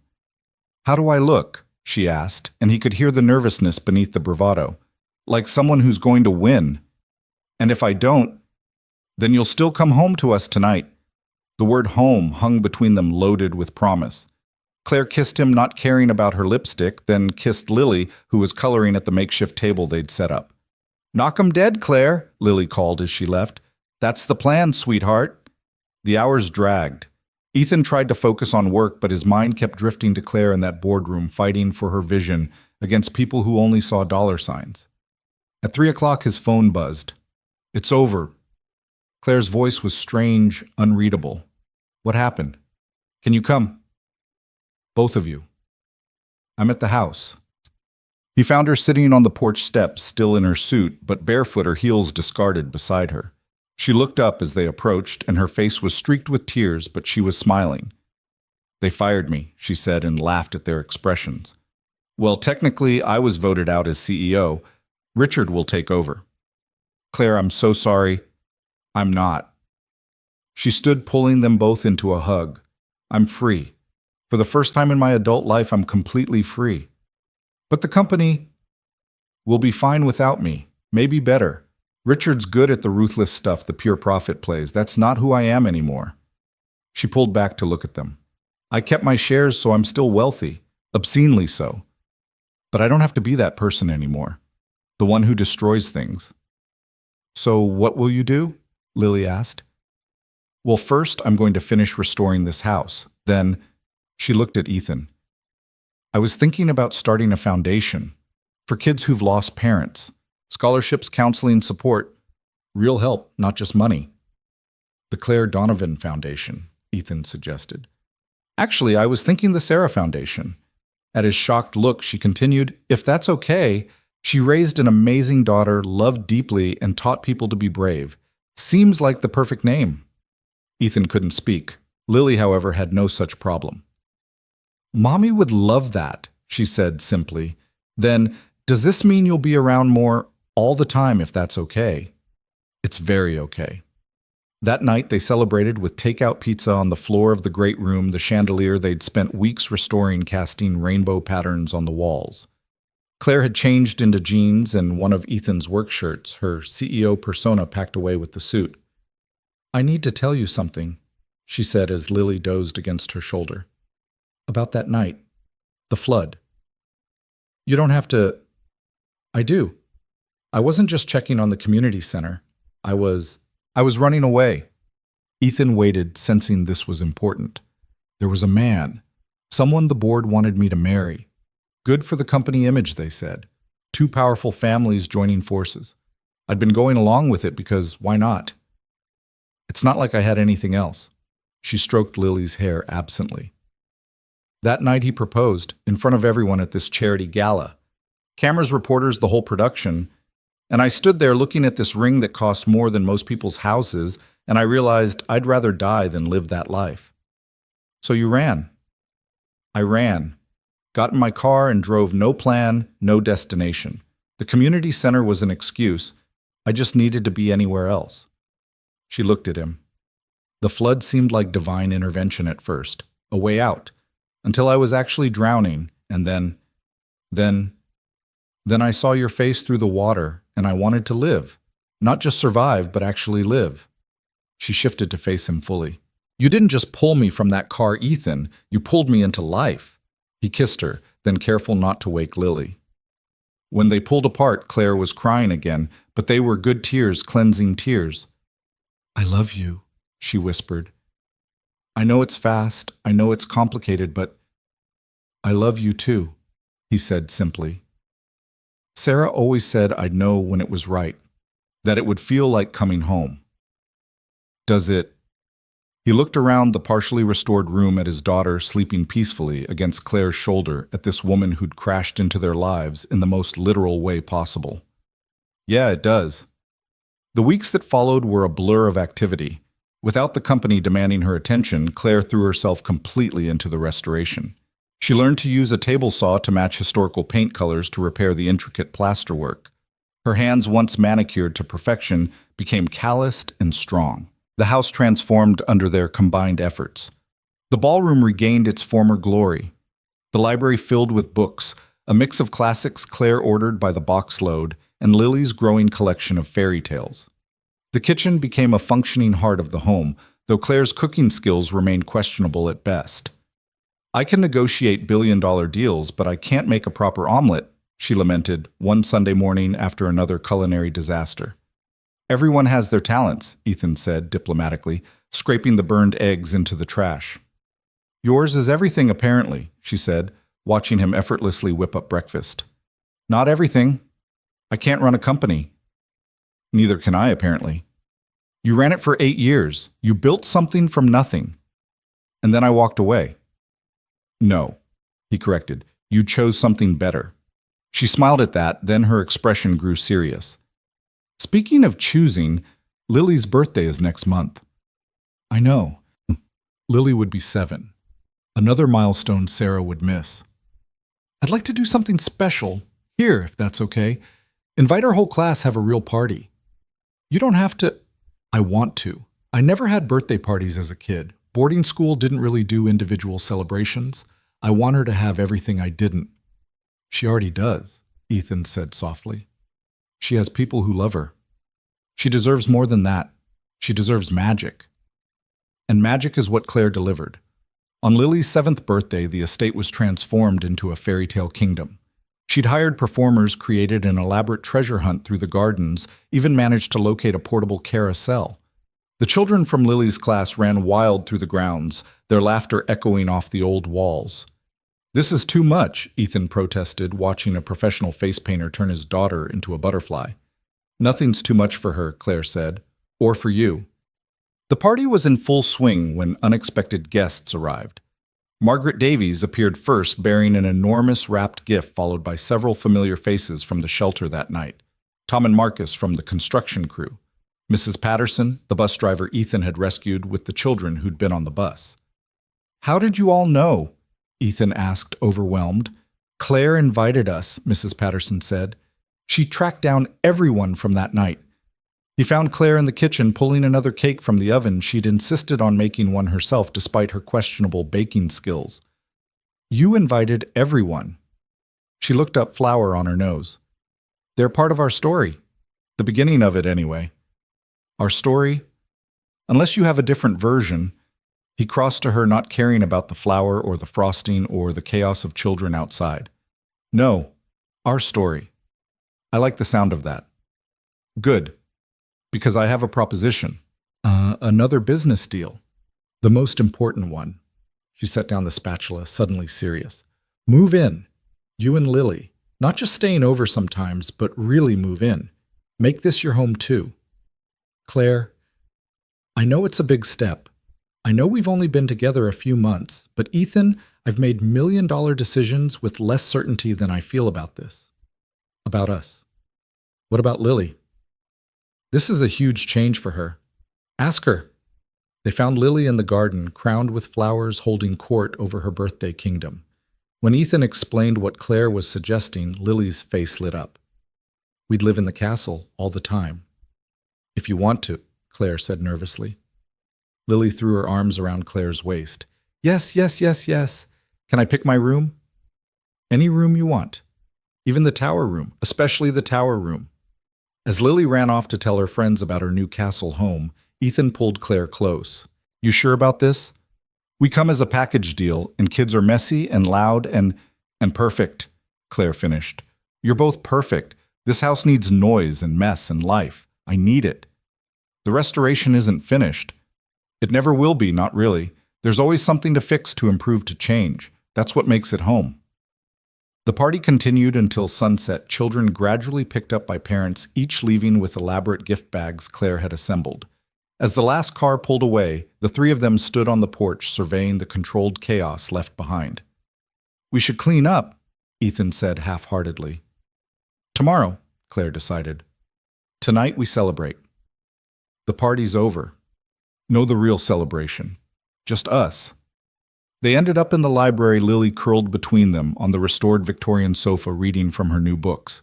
The room was warm with lamplight filled with the comfortable silence of family. Claire, Lily said sleepily, are you going to marry Daddy? Both adults froze. Lily, Ethan started. Because if you are, I want to be the flower girl, and I want a purple dress. Claire looked at Ethan over Lily's head, a question in her eyes. Purple's a good color, he said carefully. The best color, Claire agreed.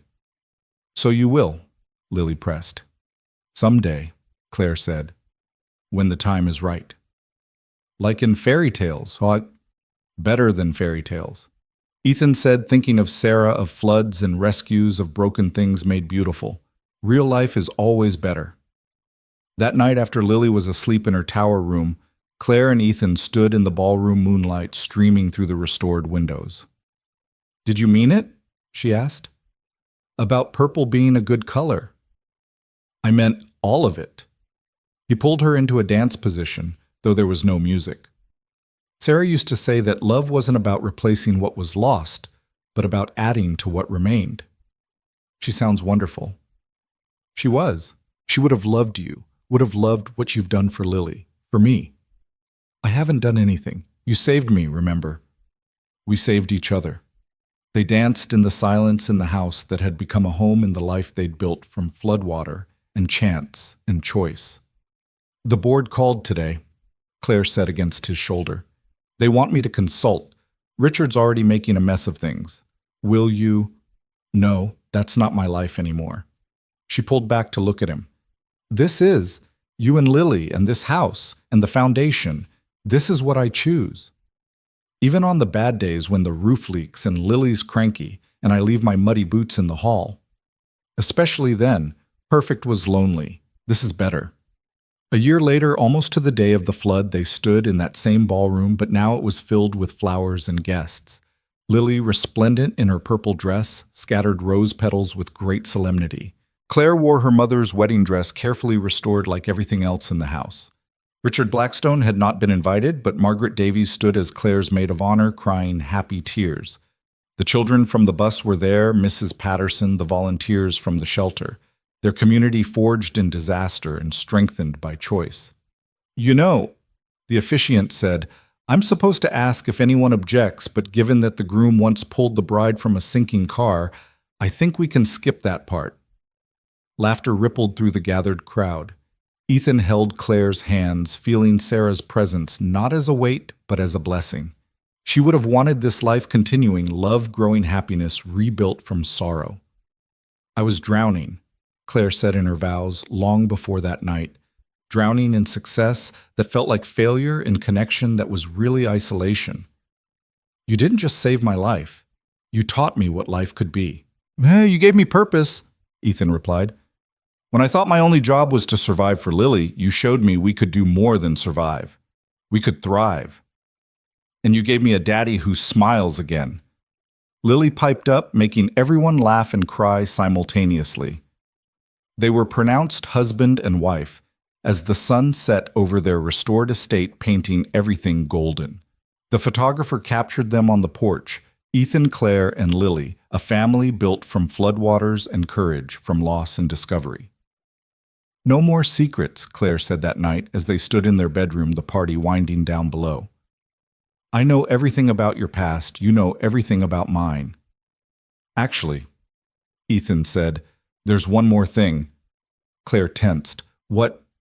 "The night of the flood, when I saw you in that car. For just a second, just a heartbeat, I thought it was Sarah. The dark hair, the way you were fighting, and I thought I was being given a second chance to save her." "Oh, Ethan."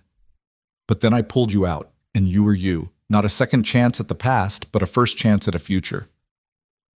And that's when I knew my life was about to change." Claire kissed him. Tasting tears, his or hers, it didn't matter. "Mine too, though I didn't know it then." "When did you know?" "When Lily took my hand at the shelter. When she chose to trust me, this stranger who'd disrupted your lives. That's when I knew I wanted to be worthy of that trust." "You always were."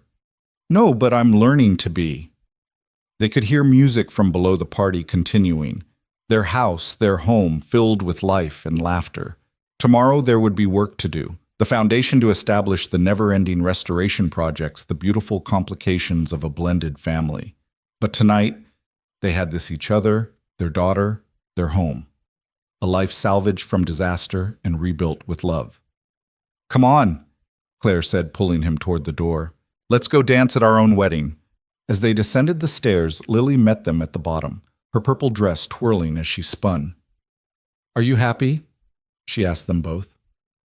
"So happy," Claire said, scooping her up. "Good," Lily said decisively. "Mommy would be happy too. She told me in a dream that she sent Claire to us." Ethan and Claire exchanged glances over her head, choosing to believe in the magic of a child's dream, in the mystery of how tragedy could lead to joy. They entered the ballroom together, a family forged by flood and held together by choice, by love, by the everyday miracle of people saving each other. The band struck up a new song, and Ethan recognized it immediately, the melody Sarah used to hum while cooking, the one Lily had been singing that night in the truck. Claire couldn't have known, but somehow, impossibly, she was humming along. "How do you know this song?" he asked. "I don't know," she said, looking puzzled. "It just feels familiar, like coming home." And maybe that was the real miracle, not the dramatic rescue from the flood, but this finding home in unexpected places, in unexpected people. Building something beautiful from broken pieces. Learning that sometimes the best things in life came not from what you planned, but from what you never saw coming.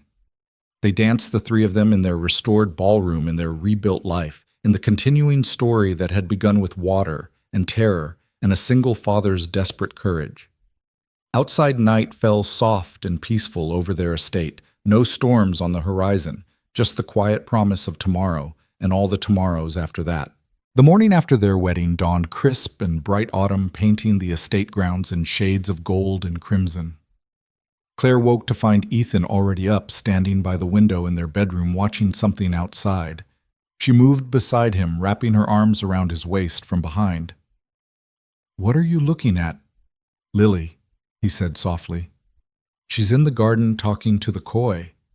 Indeed, their daughter and Claire's heart swelled at thinking of Lily, as theirs was kneeling by the restored pond, apparently having a serious conversation with the fish. "She does that when she's thinking about something important," Ethan explained. "Sarah used to say fish were good listeners because they never interrupt." "What do you think she's thinking about?" "The wedding, maybe, or the changes coming. She processes things in her own time, in her own way." Claire watched the little girl scatter food across the water's surface. "Should we be worried?" "No. She'll come to us when she's ready." They were eating breakfast on the terrace when Lily finally joined them, her expression unusually serious for a 7-year-old. "I've been thinking," she announced, climbing into her chair. "About what, sweetheart?" Ethan asked. "About Claire being my mom now." Claire's coffee cup rattled against the saucer as she set it down. "Lily, I would never try to replace—" "I know," Lily interrupted. "You can't replace Mommy. She's in heaven and in our hearts and in the stories Daddy tells. But you're here and you love us and you make Daddy laugh again. All true, Ethan said carefully. So I was thinking, Lily continued, her small face scrunched in concentration. What if I had two moms, one in heaven and one here? Is that allowed? Claire felt tears threatening. Oh, sweetheart, that's absolutely allowed. And can I call you Mom? Not all the time, because sometimes you're still Claire, but when I want to, I would be honored. Claire managed through the tightness in her throat. Lily nodded, satisfied with this resolution. Good. Can I have pancakes now, the not burned kind? Ethan laughed, the sound rich with relief and joy. I'll make them. Claire's cooking hasn't improved just because we got married. Mom's cooking, Lily corrected, trying out the word. Mom can't cook. The simple sentence hit Claire like a physical force. Mom. She was someone's mom now. Not by birth, but by choice, by love, by the strange alchemy that had transformed a near drowning into a family. Later that morning, while Lily was at school, Claire found herself in what would become the Foundation's office, surrounded by paperwork and plans. She'd thrown herself into the project with the same intensity she'd once reserved for corporate takeovers. The Sarah Foundation would provide comprehensive support for children who'd lost parents, not just financial aid, but counseling, mentorship, educational support, even simple things like someone to attend school plays when there was no one else. You're going to change lives, Ethan said from the doorway, seeing her surrounded by files. That's the plan. I've already got pledges for $20 million in funding, and that's just from my former board members who feel guilty about how things ended. Guilt money?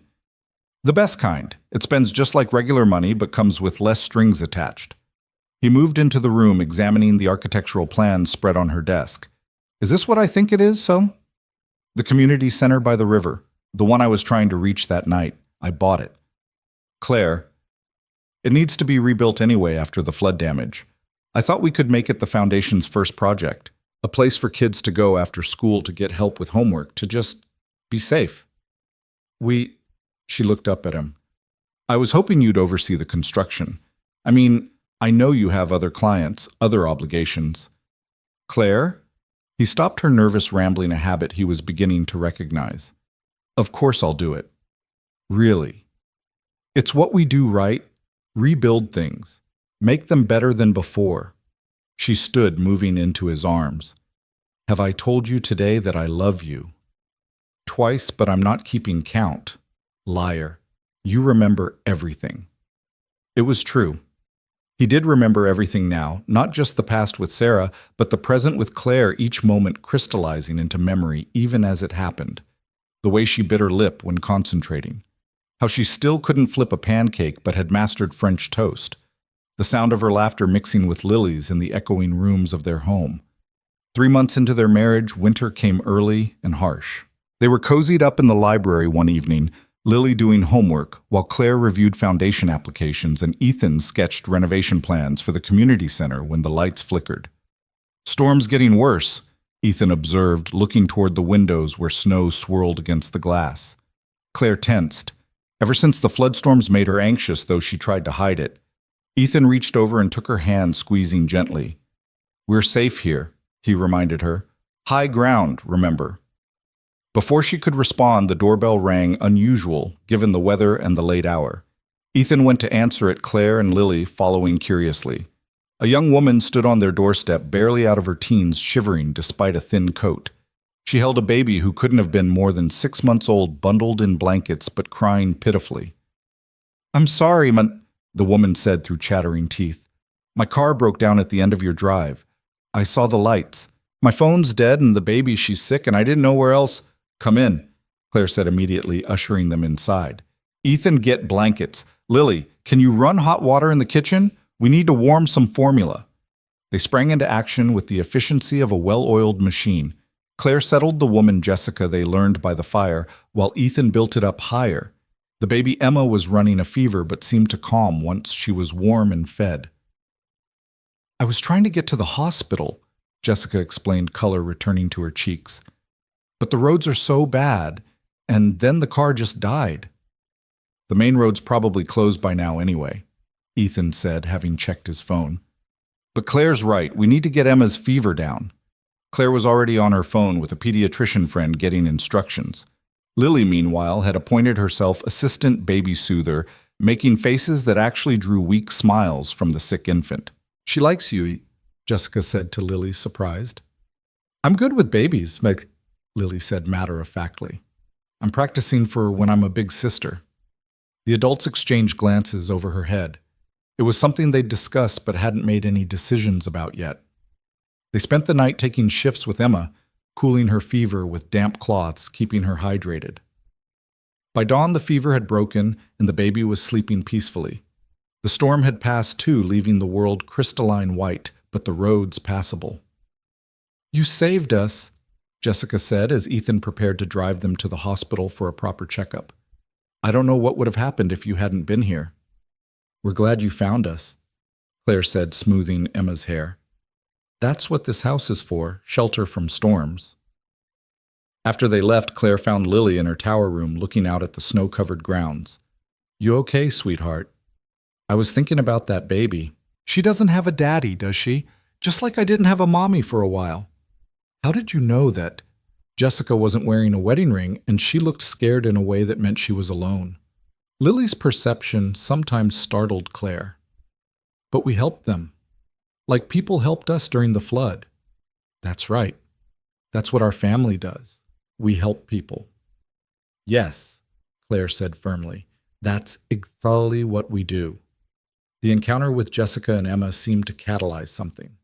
Within a week, Claire had added emergency family shelter to the foundation's services. Within a month, they'd established a program for single parents in crisis. Jessica became their first success story, helped with childcare so she could finish her degree, supported through the early struggles of single parenthood. You can't save everyone, Ethan warned gently one night when Claire was up past midnight reviewing cases. I know, but I can save some. We can save some. We already are. Spring arrived with the community center's renovation in full swing.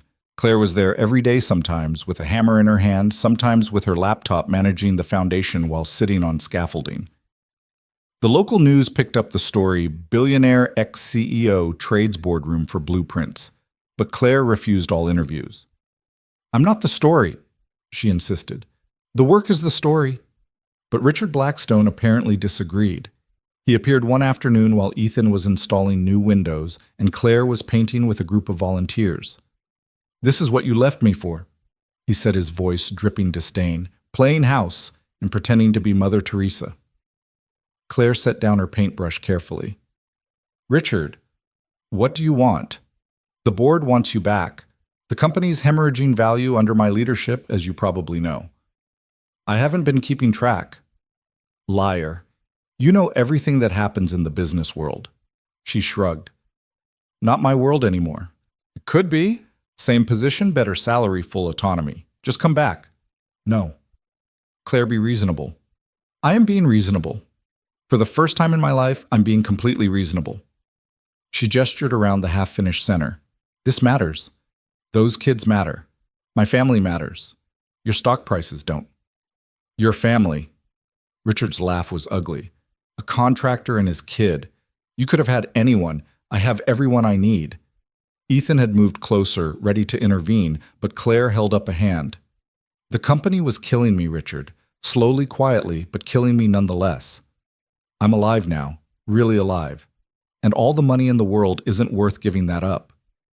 You'll regret this. The only thing I regret is not leaving sooner. She picked up her paintbrush. Now, unless you're here to volunteer, I need to get back to work. Richard left, but the encounter lingered. That night, Claire was quiet, distracted. He wasn't entirely wrong, she said finally, as they sat on the porch watching Lily catch fireflies. I could have had anyone, any life. Regrets? Ethan asked, though his voice stayed steady. God, no. She turned to him. That's what I was thinking about. How grateful I am that I ended up in that flood in that car, in that moment when you had to decide whether to save me. All those other possible lives, and I got this one. The right one. Even with the paint in your hair and the calluses on your hands. Especially with those, they're proof I'm actually living, not just existing. That summer, they took their first real vacation as a family a week at a beach house. Nothing fancy, just sun and sand and time. Lily learned to boogie board. Claire finally mastered making s'mores without setting the marshmallow on fire, and Ethan taught them both to fish. "This is perfect," Claire said one evening, watching the sunset paint the ocean gold. No boardrooms, no board meetings, no billion-dollar deals. None of that was ever perfect. It was just noise. She leaned into him. "This is what I was looking for all along. I just didn't know it." "Mom." "Daddy," Lily called from the water's edge, holding up a perfect sand dollar. "Careful with it," Claire called back. "They're fragile." "Like everything precious," Ethan murmured. "But stronger than they look," Claire added, "if you handle them right." They returned home to find the community center nearly complete and the foundation running at full capacity. Claire had hired staff, but she remained hands-on, knowing every child's name, every family's story. One afternoon, while reviewing applications in the foundation office, Margaret Davies appeared the first time Claire had seen her since the wedding. "I wanted to see what you'd built," Margaret said, looking around the center with obvious appreciation. "Richard said you'd gone crazy, but this is remarkable." "It's just a beginning." "No, it's more than that. The company's stock has dropped 30% since you left. Morale is terrible. Richard's burned through 3 assistants already." "And you want me to care?" "No, I want you to know that what you built there, as impressive as it was, doesn't compare to what you're building here." Margaret paused. "I also wanted to tell you that I'm retiring. 40 years of corporate life is enough." "What will you do?" Margaret smiled. "I was hoping you might have a place for someone with experience in organization and management. The foundation, I mean. I'd like to help if you'll have me." Claire hugged her, surprising them both. "I'd love that. We'd love that." And so their circle expanded. Margaret brought her considerable skills to the foundation, helping it grow beyond even Claire's ambitious visions. Tom and Marcus from Ethan's crew started a vocational training program for older kids. Jessica, the young mother from the storm, began coordinating the single-parent support group. "We're building something special," Ethan said one night, looking over the center's monthly report. "Hundreds of families serve dozens of success stories." "We are," Claire agreed. Then more quietly, "I want to build something else, too." He looked up from the papers. "Another center. A baby." The words hung in the air between them. They danced around the subject since Lily's comment about being a big sister, but neither had brought it up directly. "You want to have a baby. I want to have your baby. Our baby. A little piece of you and me growing up with Lily in this house we've made a home." "Claire, I know it's complicated. I know we haven't been married long, but Ethan, I'm 36. If we're going to do this—" He kissed her, stopping the nervous flow of words. "Yes. Yes. Yes to a baby. Yes to expanding our family. Yes to whatever comes next as long as we face it together."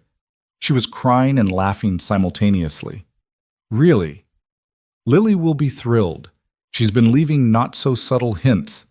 Yesterday she asked if babies come from Amazon because you can get everything else there. What did you tell her?" "That some things can't be bought, only made with love." "That's beautiful." That's also when she asked if we had enough love to make a baby, and I told her we had enough love to make a dozen babies. A dozen might be ambitious. Let's start with one and see how it goes.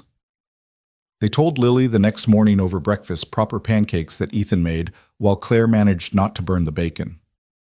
"We want to talk to you about something important," Ethan began. "You're having a baby," Lily said matter-of-factly, not looking up from her coloring. "How did you—" "You've been acting weird and happy. Plus, Mom's been looking at baby stuff on her computer when she thinks I'm not watching." Claire laughed. "Nothing gets past you, does it?" "Nope. So when do I get to be a big sister?" "Well, we have to make the baby first," Ethan said carefully. "So get started," Lily said with a dramatic sigh. "I'm not getting any younger." The adults dissolved into laughter, but Lily's pragmatic acceptance was exactly what they needed. The journey toward expanding their family began with hope and determination, though the path would prove more challenging than anticipated. Months passed. The community center officially opened with a celebration that brought the whole neighborhood together. The foundation expanded to 3 more cities. The house renovation was finally officially complete, though Claire kept finding small projects to improve. But no baby came. "These things take time," the doctor assured them after 6 months of trying. "You're both healthy. Keep trying. Reduce stress." "Reduce stress?" Claire said wryly on the drive home. "Has she met us?" "We're not stressed," Ethan protested. "You're rebuilding half the neighborhood. I'm running a foundation. We're raising Lily." "Okay, we're a little stressed," but it was more than stress. After a year, they started fertility treatments. Claire approached it like she'd once approached business deals, researching everything, optimizing everything, controlling what could be controlled. "You can't manage your way to a baby," Ethan said gently one night, finding her surrounded by fertility books and charts. "I managed my way to $1 billion company. This is different. I know." She closed the books defeated. I want this so much. For us, for Lily. I want to give you another child. You've already given me everything. If it happens, wonderful. If not, we're still complete." But Claire couldn't let it go. The treatments intensified hope, rising and falling with each cycle. Lily, perceptive as always, noticed the strain. "If you can't make a baby, we could get one that needs a home," she suggested one day. "Like how you needed a home after the flood, Mom." Claire and Ethan exchanged glances. Adoption. They'd discussed it briefly, but hadn't seriously considered it. "Would you be okay with that?" Claire asked. "A baby that didn't grow in my tummy but came to us another way." "Love makes a family, not tummies," Lily said with 7-year-old wisdom. "You taught me that." That night, they talked seriously about adoption for the first time. "There are so many children who need families," Claire said. "We see it every day at the foundation." "It wouldn't be a consolation prize?" Ethan asked. "Not since we can't have our own." "No. It would be choosing to love a child who needs us, like you chose to love me when I needed you." The decision once made felt right in a way the fertility treatments never had. They began the adoption process, which was its own kind of challenge: home studies, interviews, endless paperwork. "It's harder than the Singapore acquisition," Claire muttered one night, surrounded by forms. "But worth it," Ethan reminded her. "Worth everything." 6 months into the adoption process, they got the call. A birth mother had chosen them. A teenage girl named Amy, alone and scared, had read their profile, and something had clicked. They met her at a coffee shop near the hospital. She was 17, pretty in a fragile way, with eyes that had seen too much. "Tell me about your family," Amy said without preamble. So they did. Claire talked about the flood, the rescue, the unexpected love that bloomed from disaster. Ethan described their home, the foundation, the life they'd built. Lily, who'd insisted on coming, told Amy about her tower room and the koi pond and how she'd teach the baby everything about being happy. "You are rich," Amy asked Claire. "I still am financially, but now I'm rich in ways that matter more." "And you really want this baby?" "It's not just charity. We want this baby like flowers want rain," Lily said seriously. "That's what Daddy says about wanting things really bad." Amy smiled for the first time. "I want to finish school, become a teacher. I can't do that with a baby, but I want the baby to have everything I can't give." "We can help with school too," Claire offered. "The foundation has programs." "No." Amy was firm. "I don't want to owe you. I just want to know the baby will be loved." "More than loved," Ethan said. "Treasured." Amy chose them. The next 2 months passed in a blur of preparation. They converted the nursery Claire had stood in that first day at the house, painting it soft yellow, filling it with carefully chosen furniture and toys. "You're nesting," Ethan teased, finding Claire rearranging the nursery for the 5th time. "I'm preparing. There's a difference." "You've alphabetized the baby books." They needed organization. He pulled her into his arms. "The baby won't care if the books are alphabetized." "But I care. I need to do something. I feel so helpless." "You're not helpless. You're waiting. We're waiting. Together." The call came at 3 a.m. on a Tuesday. Amy was in labor. They drove to the hospital in the pre-dawn darkness. Lily asleep in the back seat, wrapped in her favorite blanket. "This is it," Claire whispered, her hand tight in Ethan's. This is it, he agreed. The baby, a boy, was born at 7:23 a.m., perfect and healthy, with a shock of dark hair and unfocused eyes that would later turn brown. Amy held him first, crying quietly, then handed him to Claire. His name is Nathan, Amy said, if that's okay, after my grandfather. Nathan? Claire repeated, tears streaming down her face. It's perfect. Nathan Cole, Ethan said, his voice thick with emotion. Lily, who'd been uncharacteristically quiet, stepped forward. Hi, Nathan. I'm your big sister. I'm going to teach you everything. Amy signed the papers 2 days later, tears but no regrets in her eyes. Take care of him, she said simply. With our lives, Claire promised. They brought Nathan home on a Thursday afternoon, the house feeling somehow more complete with his presence. That first night, as Claire rocked him in the nursery while Ethan and Lily looked on, she thought about the strange path that had brought them here. No flood, no us, she murmured to the baby. No rescue, no family. Sometimes the worst things lead to the best things. Mom, Lily said from the doorway. Can I hold him? Claire carefully transferred Nathan to his big sister's arms, Ethan supporting them both. Lily looked down at her brother with wonder. He's so small. You were smaller, Ethan told her. Really? Really? And look how perfectly you turned out. We're a real family now, Lily said. Complete. We were always real, Claire corrected gently. But yes, now we're complete. That night, after both children were asleep, Claire and Ethan stood in their bedroom looking out at the grounds where this journey had begun. Any regrets? He asked. Only one, she said. His eyebrows rose in concern. I wish I'd driven into that flood sooner. Think of all the time we could have had. He laughed, pulling her close. We have all the time in the world now. A lifetime. At least. Maybe 2 if we're lucky. I already feel lucky, luckier than any person has a right to be.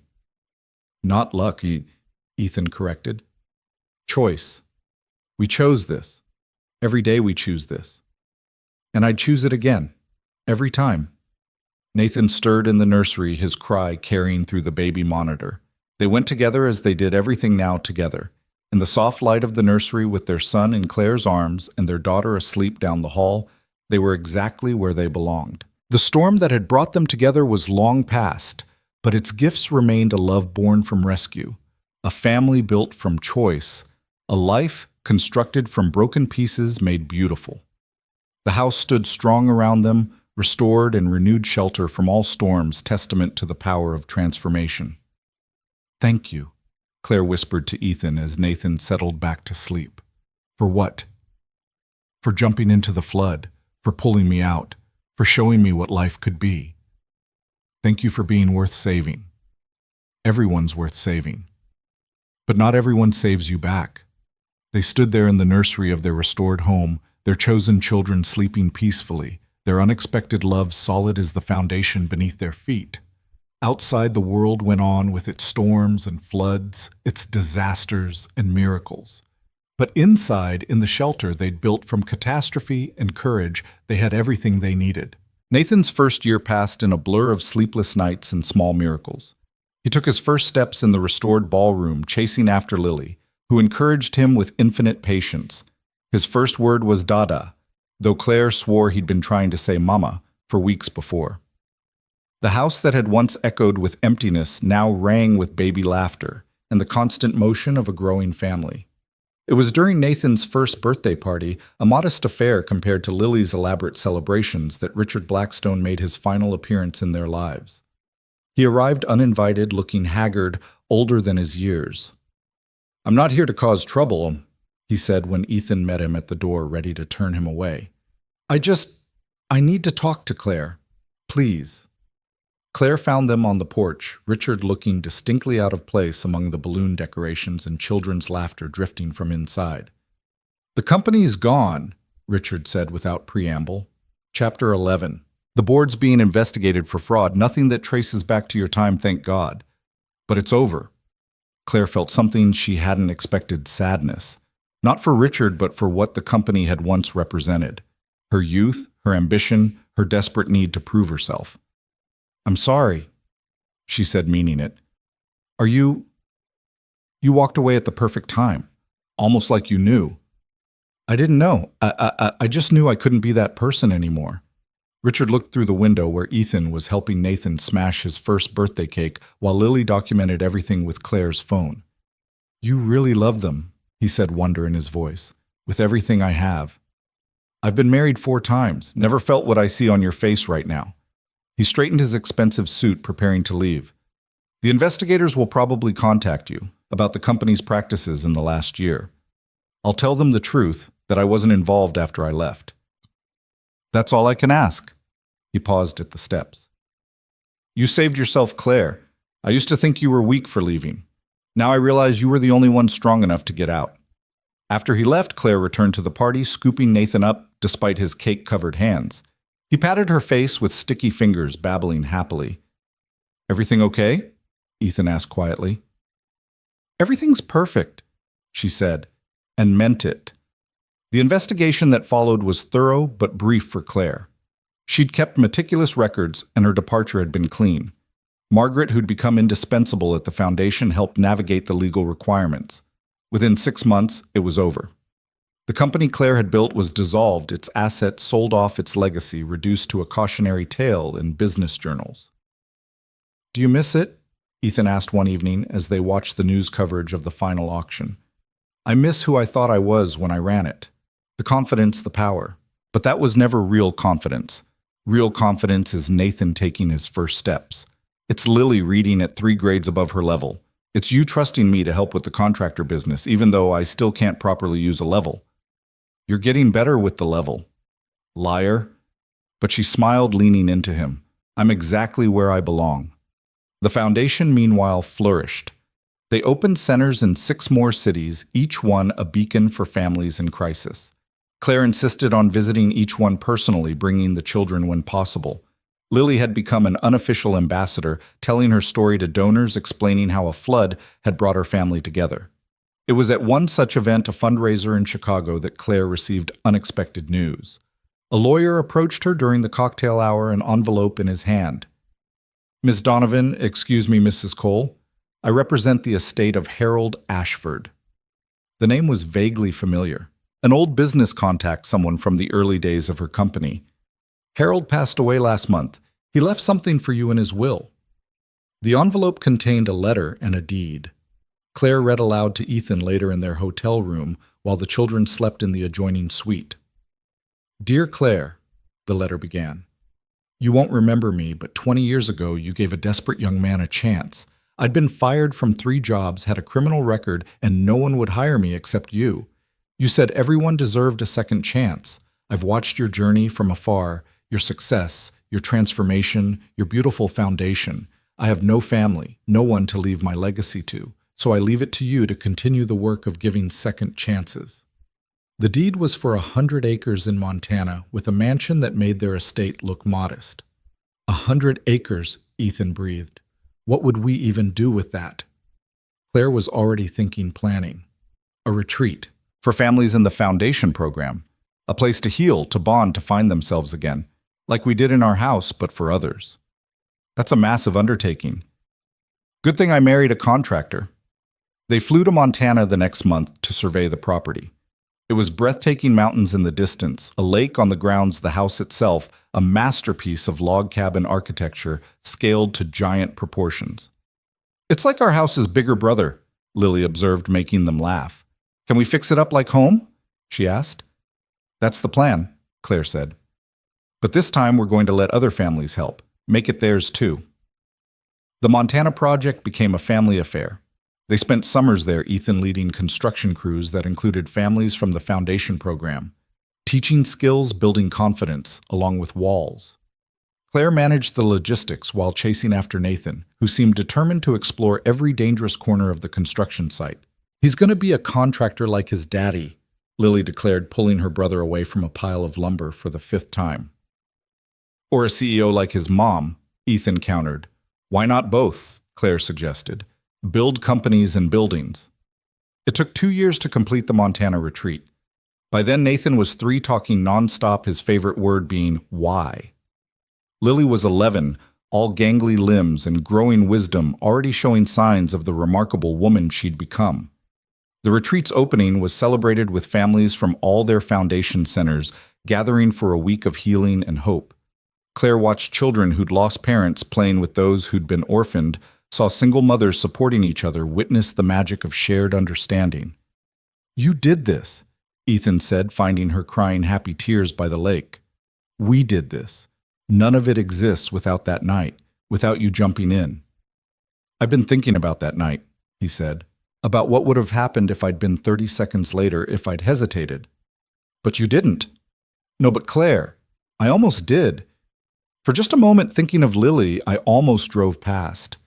She turned to him, surprised by this revelation after all these years. "What changed your mind?"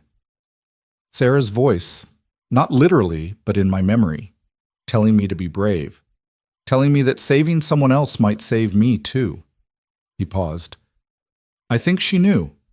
Somehow I think she knew I'd need you, that Lily would need you, and that I'd need both of you." They stood by the lake, watching their children play with others, their family having grown beyond blood to encompass everyone they'd touched. The retreat was full of laughter and healing, of second chances and new beginnings. But life as they'd learned didn't follow predictable patterns. The call came on a Tuesday afternoon. Claire was in the foundation office when Margaret knocked her face grave. "There's been an accident at the Chicago Center construction site. Ethan," Claire's world tilted. "Is he? He's alive? But Claire, it's serious. A beam fell. He's in surgery." The flight to Chicago was the longest 3 hours of Claire's life. Lily held Nathan, keeping him distracted with stories, while Claire stared out the window, praying to a God she'd never been sure she believed in until now. The doctor met them at the hospital, still in surgical scrubs. "He's stable. 3 broken ribs, a punctured lung, internal bleeding we've managed to stop. But the real concern is the spinal injury. We won't know the extent until he wakes up." "When will that be?" "Could be hours, could be days. The body needs time to heal." Claire sent Lily and Nathan to stay with Margaret at a nearby hotel, then settled into Ethan's room. He looked wrong, too, still too pale. Ethan was motion and life and strength. This stillness terrified her. "You saved me," she whispered, holding his hand. "Now it's my turn. Please, Ethan, please come back to us." She talked to him for hours. About Nathan's new obsession with dinosaurs. About Lily's first crush, a boy named Marcus who played violin. About the Foundation's expansion plans, the Montana retreat's success, the life they'd built that needed him to be complete. On the second day, Lily insisted on visiting. "Daddy," she said, simply climbing carefully onto the bed beside him. "Nathan needs you to teach him to fish. I need you to scare Marcus away. He's nice, but I'm too young for boys. And Mom needs you because she forgets to eat when you're not there to make her." Still nothing. On the third day, Claire was alone with him, exhausted, when she felt his hand twitch in hers. "Ethan." His eyes fluttered open, unfocused at first, then finding her face. "Claire." His voice was rough, barely there. "Don't try to talk. You're okay. You're going to be okay." Can't feel my legs." The words she'd been dreading. The doctor had warned this was possible. "It might be temporary, swelling. We don't know yet." "Claire." "No. Whatever you're going to say, no. We're going to get through this. Together. You jumped into a flood for me. I'm not leaving you now." The next weeks were the hardest of their lives. The feeling didn't return to Ethan's legs. The doctors talked about partial paralysis, wheelchairs, adaptation. Ethan withdrew into himself, pushing everyone away. "I'm not the man you married," he said one afternoon after another failed physical therapy session. "You're exactly the man I married, the one who saves people, who builds things, who loves his family. I can't build anymore. I can't even walk." "Then we'll adapt. We'll change. We'll do what we always do, make something beautiful from something broken. This isn't a house, Claire. This is my life." "Our life," she corrected firmly. "Our life, Ethan. For better or worse, remember." It was Nathan who broke through Ethan's depression. Their 3-year-old didn't understand why Daddy wouldn't play, why he sat in the strange chair, why he looked sad all the time. So Nathan did what 3-year-olds do. He climbed into Ethan's lap in the wheelchair and refused to move. "Daddy broken?" he asked. "Yeah, buddy, Daddy's broken." "We fix it. It's not that simple." "Fix it," Nathan insisted, patting Ethan's face with determined little hands. "Mommy says we fix broken things, make them beautiful." Ethan looked at Claire over their son's head, tears in his eyes. "Out of the mouths of babes," she said softly. The recovery wasn't linear or easy. There were setbacks and small victories, days of hope and nights of despair. But slowly, incrementally, Ethan began to adapt. He learned to navigate the wheelchair to modify his work approach. He couldn't climb scaffolding anymore, but he could design, plan, teach. "I want to start a training program," he announced one morning 6 months after the accident, "for kids aging out of foster care. Teach them construction skills, give them a trade." Claire kissed him thoroughly. "There's my husband. Welcome back." The program launched at the Chicago Center, with Ethan supervising from his chair, his crew of former foster kids hanging on every word. He couldn't demonstrate physically, but his knowledge, his patience, his understanding that everyone deserved a second chance, those were intact. Then came the morning that changed everything again. Claire woke to find Ethan's side of the bed empty. Not unusual, he often had trouble sleeping. But something felt different. She found him in the home gym they'd installed for his therapy. Actually standing between the parallel bars. "Ethan, I felt something last night, pins and needles in my toes. The doctor said it might happen nerve regeneration, but I didn't want to hope." He took a step. Shaky supported, but a step. Claire flew to him, catching him as his legs gave out, both of them ending up on the mat, laughing and crying. "You're walking. You're going to walk again." "Maybe. The doctor says partial recovery is possible. I might always need a cane, might never climb scaffolding again, but you're walking." The recovery accelerated after that. Within a year, Ethan was mobile with a cane, occasionally using the wheelchair for long days. He returned to work modified, but determined, his experience making him an even better teacher. "You're different," Tom observed, watching Ethan work with the foster kids. "Calmer, wiser, maybe." "Almost dying changes you," Ethan said simply. "Almost losing everything shows you what everything really is."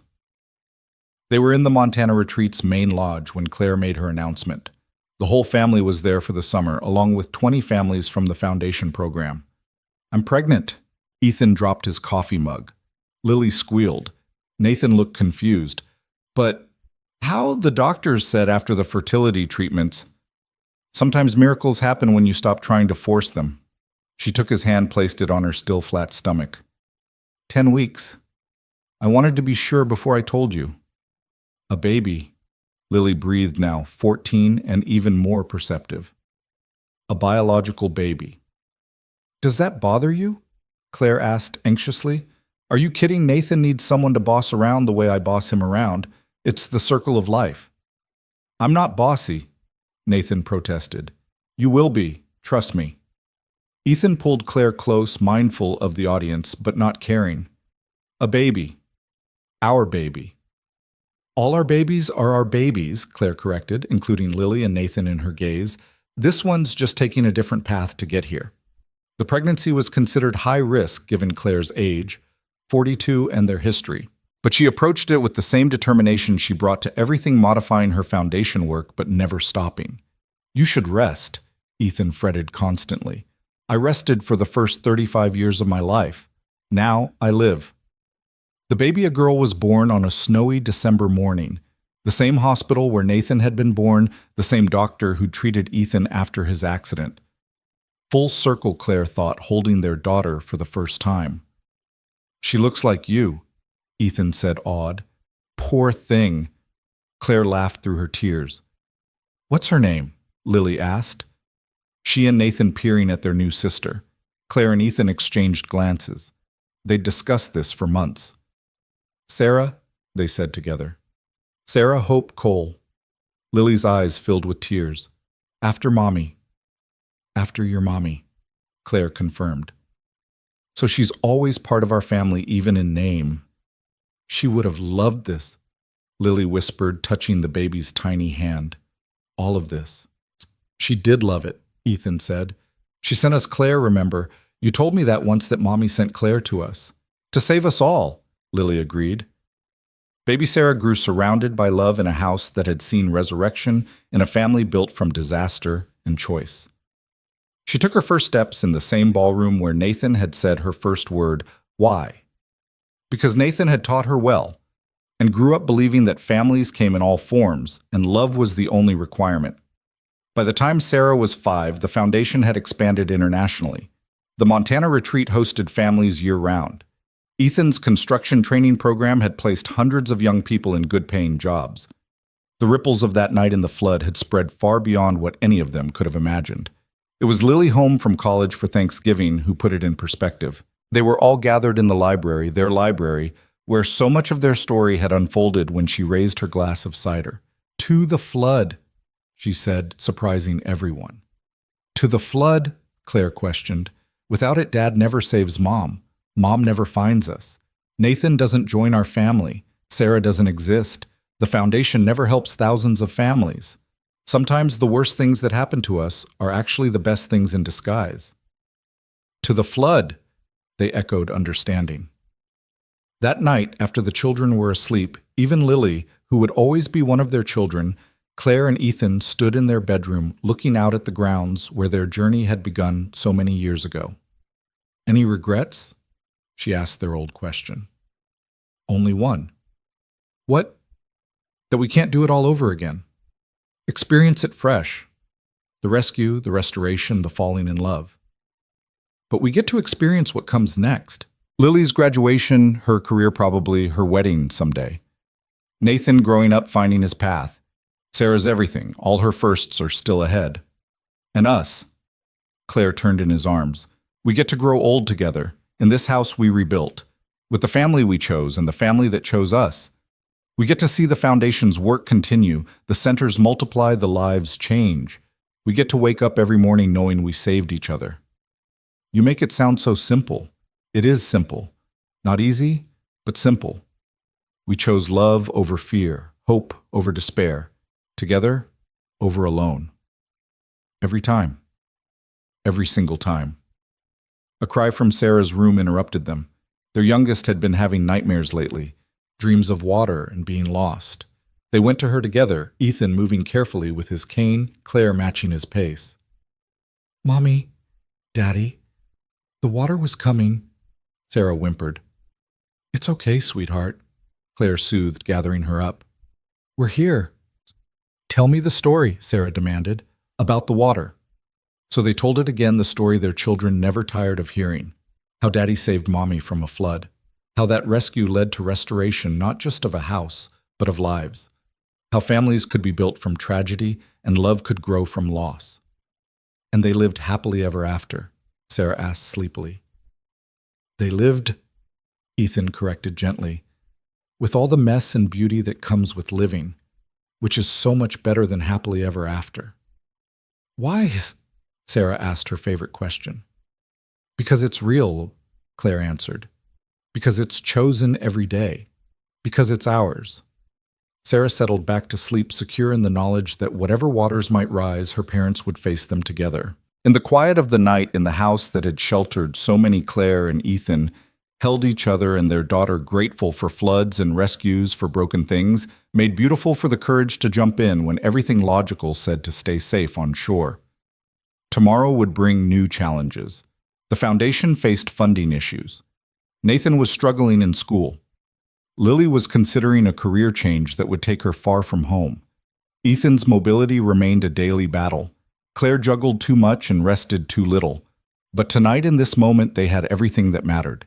Each other, their children, their purpose, their home. I love you, Claire whispered into the darkness. I love you too, Ethan replied. Thank you for being worth saving. Thank you for being brave enough to try. Outside, rain began to fall gentle this time, nourishing rather than destroying. Inside, the Cole family slept peacefully, protected by walls rebuilt with love, sheltered by a foundation stronger than any storm. The charity gala was held at their estate the following spring, the grounds transformed with tents and lights. Hundreds of people gathered to celebrate the foundation's 10th anniversary. Claire stood at the podium looking out at the crowd, donors, families they'd helped, volunteers who'd become friends. 10 years ago, she began. My husband pulled me from a sinking car. He saved my life. What he didn't know was that I would save his right back. What neither of us knew was that together we would save so many others. She talked about the foundation's work, the thousands of families served, the futures restored. But she also talked about the personal, about Lily, now working on her master's in social work, about Nathan, who'd started his own YouTube channel, teaching kids to build things, about Sarah, who at 5 had already decided she would be a doctor who fixed broken people. We don't just restore buildings, Claire concluded. We restore hope. We restore families. We restore the belief that the worst moments of our lives can become the foundations for our best. The applause was thunderous. Ethan made his way to the stage, still using his cane, but walking strongly. They stood together looking out at what they'd built from one terrible night and one desperate rescue. None of this would exist without you, Claire murmured. None of it would exist without us, he corrected. As the gala continued around them, they slipped away to the library, their sanctuary. The shelves were full now, not just of books, but of photo albums, children's artwork, memories layered like sediment. Remember when this room was empty? Claire asked. I remember when you were empty, Ethan said gently. Successful, but hollow. And you were broken. Functioning, but not living. Look at us now. They stood at the window watching their guests mingle in the gardens. Lily was talking animatedly with a young man who looked thoroughly smitten. Nathan was showing a group of kids how to fold origami. Sarah had escaped her babysitter and was dancing alone on the lawn, spinning in circles just for the joy of it. She's going to get dizzy and throw up, Claire observed. Probably. But look how happy she is right now. Worth the risk. Always worth the risk. As if to prove their point, Sarah did indeed spin too much and sat down hard on the grass. But instead of crying, she laughed, throwing her arms wide to embrace the sky. She's got your resilience, Ethan said. And your joy, Claire countered. Our miracle baby. They're all our miracles. Every child we help, every family we restore, every life we touch. The ripples just keep spreading. Margaret appeared in the doorway. They're asking for you both. Time for the dedication. They returned to find the crowd gathered around something covered by a tarp. Lily stood beside it, beaming. Mom, Dad, she said, her voice carrying across the lawn. The families wanted to do something for your anniversary. All of us who've been touched by your work, your love, your courage. Nathan pulled the tarp away, revealing a bronze sculpture. It depicted a man pulling a woman from stylized waves, but their faces were turned toward each other, hands clasped clearly, saving one another. The plaque at the base read, Sometimes we save each other. Always we choose each other. With gratitude to Ethan and Claire Cole, who taught us that love is the strongest foundation. Claire was crying, not caring who saw. Ethan's arms came around her solid and sure despite his challenges. We did this, he whispered. All of this from one moment of choice. The right choice, she whispered back. Every time. The crowd dispersed eventually. Families heading home, volunteers cleaning up. The Coles gathered in the kitchen, their kitchen where Claire still couldn't cook, but tried anyway, where Ethan had taught all their children to flip pancakes where life happened daily. I'm proud of us, Lily said suddenly. Our weird, beautiful, chosen family. We're not weird, Nathan protested. We're definitely weird, Sarah chimed in. But good weird. The best weird, Claire agreed. They talked late into the night, the 5 of them, about everything and nothing. About Lily's boyfriend, he's not my boyfriend, Nathan's college plans, Sarah's determination to learn violin. About the foundation's future, the centers they wanted to build, the lives yet to touch. Finally, children in bed, Ethan and Claire returned to their room. The house was quiet around them, full of sleeping dreams and settled love. Would you do it again? Claire asked. Jump into that flood. In a heartbeat. Would you drive into that storm again? If it led me to you every time. They held each other in the darkness, 2 people who'd saved each other in every way a person could be saved. Outside, the world spun on with its tragedies and triumphs, its floods and rescues. But inside in the home they'd built from ruins, in the family they'd chosen and created, in the love they renewed daily, they had found something worth every risk, every struggle, every moment of doubt. Forever, Claire asked against his chest. Forever, Ethan confirmed. And in the house that had seen so much transformation, surrounded by children they'd raised and lives they'd changed, they fell asleep knowing that some storms were actually blessings. Some floods actually baptisms, and sometimes the very worst moment of your life was actually the beginning of everything that mattered. The bronze sculpture stood in their garden, weathering seasons, watching over the estate. Visitors often stopped to read the plaque to understand the story it represented. But the real story, the story of daily choice and ordinary courage of building beauty from brokenness. That story continued with every sunrise, every challenge met together. Every child helped, every family restored. It was in the end a love story. Not the fairy tale kind with perfect endings, but the real kind with scars and struggles and the daily decision to choose each other, save each other over and over again.